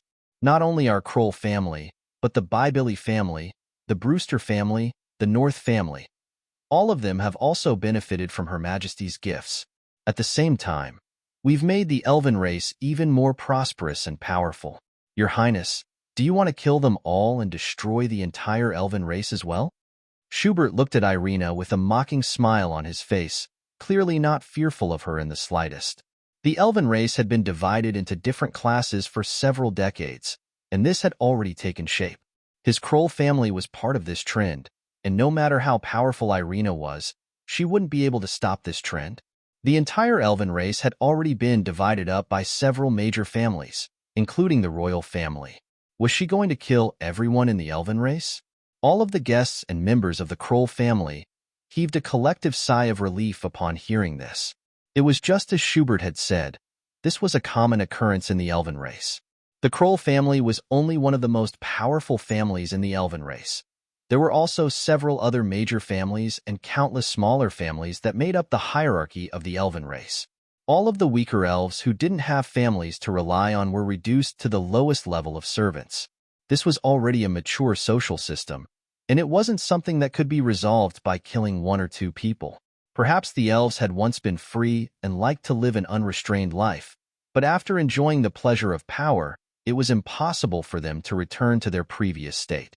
If Irina insisted on doing this, then she would be the one to be destroyed, not the major families. Even if she was the princess of the elven race, she still wouldn't be able to do it. All of the oppressed elves lowered their heads with dejected expressions. If even the princess couldn't change this situation, then they would most likely have to endure being oppressed and enslaved for the rest of their lives. In the past, they would roam freely in the wind forest, collecting dew, picking wild fruits, and resting on trees when they were tired. However, those days of freedom would no longer exist, and they would forever be oppressed and humiliated. I'm not in a hurry to kill them, but you must die today. Irina's expression became colder and colder as she looked at all of the elves with their heads bowed. She pointed her staff at Schubert as she said in a cold voice, "Light binding." A semi-transparent golden ball of light flew out from the golden crystal ball at the tip of her staff before vanishing. In the blink of an eye, it appeared right in front of Schubert before crashing down toward him. Your Highness, Mistress Helena and Her Majesty definitely won't tolerate what you're doing. I advise you to stop as soon as possible.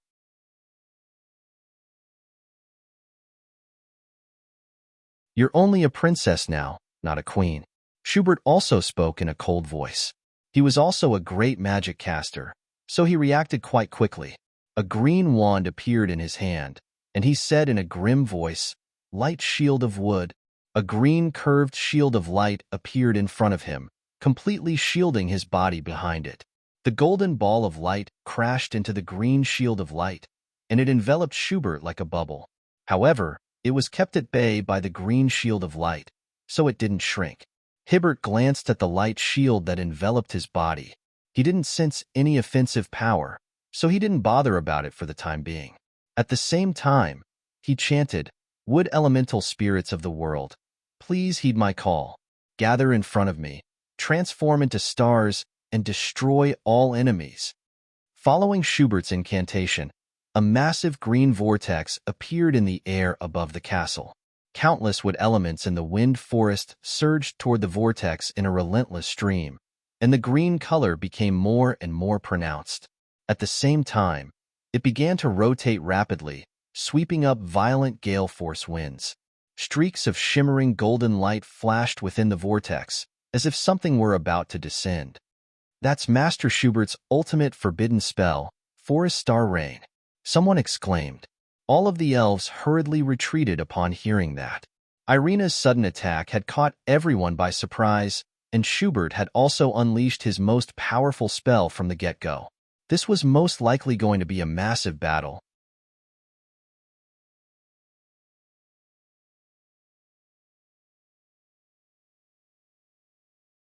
Chapter 476. The holy light crashed into the center of the vortex, and the green vortex instantly crumbled before dispersing in all directions. All of the trees around the castle were swept away as if they had been swept away by fierce winds. "The forest star rain has been stopped," some elves exclaimed, and all of them turned to Irina with awe and veneration in their eyes. How is this possible? Schubert's eyes widened with incredulity. His ultimate forbidden spell had been destroyed in an instant by Irina's holy light. Hadn't she been severely wounded when she returned to the Wind Forest 3 years ago? However, Irina didn't answer his question as she had already disappeared from the treetops. Crap! Schubert's heart stirred with alarm, and he waved his wand through the air. Countless vines and wooden walls appeared on the ground before him, and he tried to hurtle back in retreat. However, right at this moment, dazzling golden light suddenly erupted from the golden shield of light around his body. It abruptly contracted, immobilizing him for an instant. It turned out that this wasn't an offensive spell. Instead, it was a restriction spell. Schubert's heart jolted with shock as he began to chant an incantation. A green shield of light enshrouded his entire body, and its color became darker and darker. He looked around, trying to figure out where Irina was going to come out from. This restriction spell was clearly only temporary, and he would be able to break free in 3 seconds. Irina's power had indeed exceeded his expectations. 3 years ago, she had returned to the Wind Forest and given birth to a half-elf child. As a result, her powers had been drastically reduced, and Mistress Helena had determined that she would never be able to recover her powers as a 10th-tier great magic caster. However, just from the holy light that had just torn apart the forest star rain, he could tell that she had already completely recovered her powers. In fact, she might even be more powerful than she had been 3 years ago. However, he wasn't in too much despair. With his status and the contributions he had made to the elven race over the years, Mistress Helena and the Queen definitely wouldn't allow him to die. He had already made up his mind. After this incident, he was going to work with the other ministers to pressure the Queen to remove Irina from her position as the elven princess. Then, he would choose a new elven princess from the major families. Even the elven queen had to be wary of the consequences if the entire elven race were to find out about this. "I think you should know why I want to kill you." Golden light lit up behind Schubert, and Irina slowly strode forward. She raised her staff with a cold expression as she said, "You, and all of the people who tried to harm my child. I'll take their lives one by one. I won't spare anyone who harms my child or him."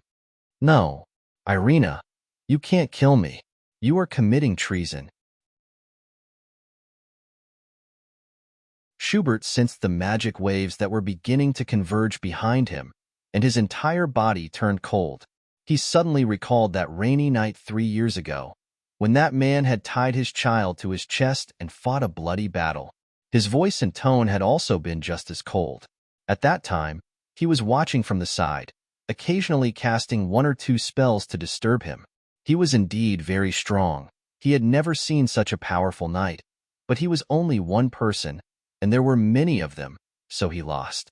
Schubert could still remember the cold look in his eyes, as he scanned everyone present with his sword to prevent himself from falling.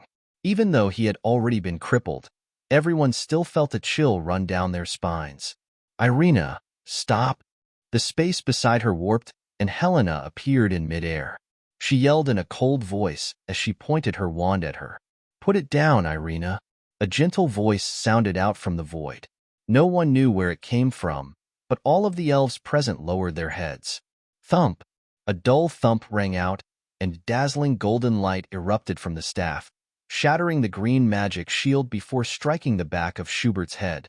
Even though several magic barriers had appeared in quick succession, and there was even a golden one among them, all of them were still punctured by the staff with unstoppable force. Blood and white brain matter gushed forth from Schubert's deformed skull, and the green light shield crumbled. The light in Schubert's eyes gradually faded, and he slowly collapsed to the ground with his eyes wide open. Sorry, you're late? Irina looked up at Irina with a mocking smile on her face. Faint golden light swirled around her staff, purifying all of the impurities, as if she had just slapped an annoying fly to death. Family leader Schubert is dead. The elves of the Kroll family yelled in horror at the sight of Schubert's motionless body lying in a pool of blood. As one of the most powerful and influential families in the elven race, they were already used to living under Schubert's protection. However, the tree that supported the entire Kroll family had fallen, and he had been killed by Irina without any warning or reason. This was like a dream to them, and they felt as if the sky were about to collapse. The princess killed the smiling netherworld monarch. She killed Schubert. The enslaved elves looked at Irina, who was holding her staff, and Schubert, who was lying on the ground, and their hearts suddenly began to thump violently. The family leader of the Kroll family was a 10th-tier great magic caster, and he was the minister in charge of the elven race's punishments. He was the man who had created all types of laws that stripped them of their freedom, turning them into slaves. Now, he had finally died at the hands of Princess Irina. It was as if holy light had shone upon the earth, illuminating their souls, and hope for freedom had reappeared before them.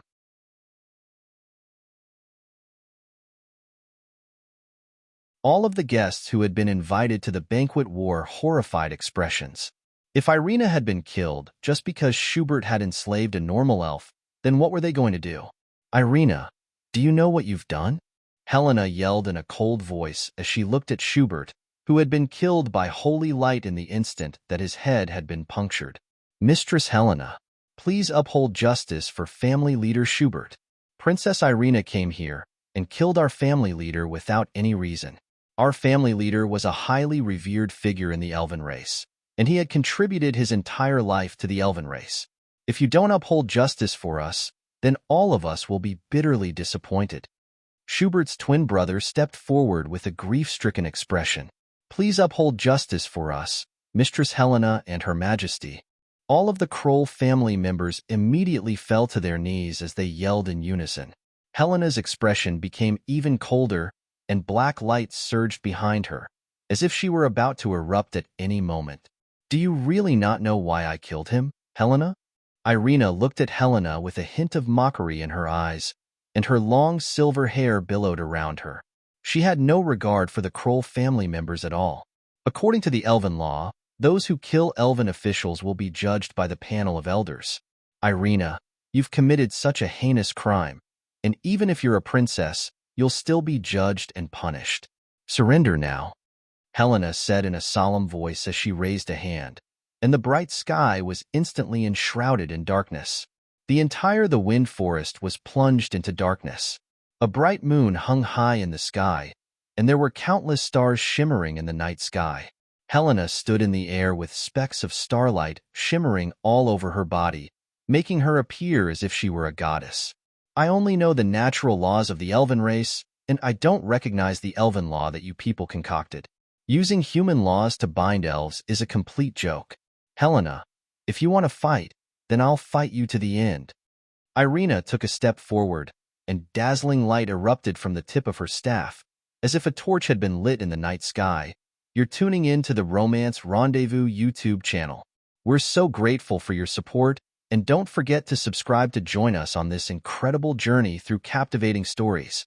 Your generosity through donations truly makes a world of difference, as it's the primary source of revenue that allows me to expand and enhance this channel for you. Thank you from the bottom of my heart for being a part of this adventure.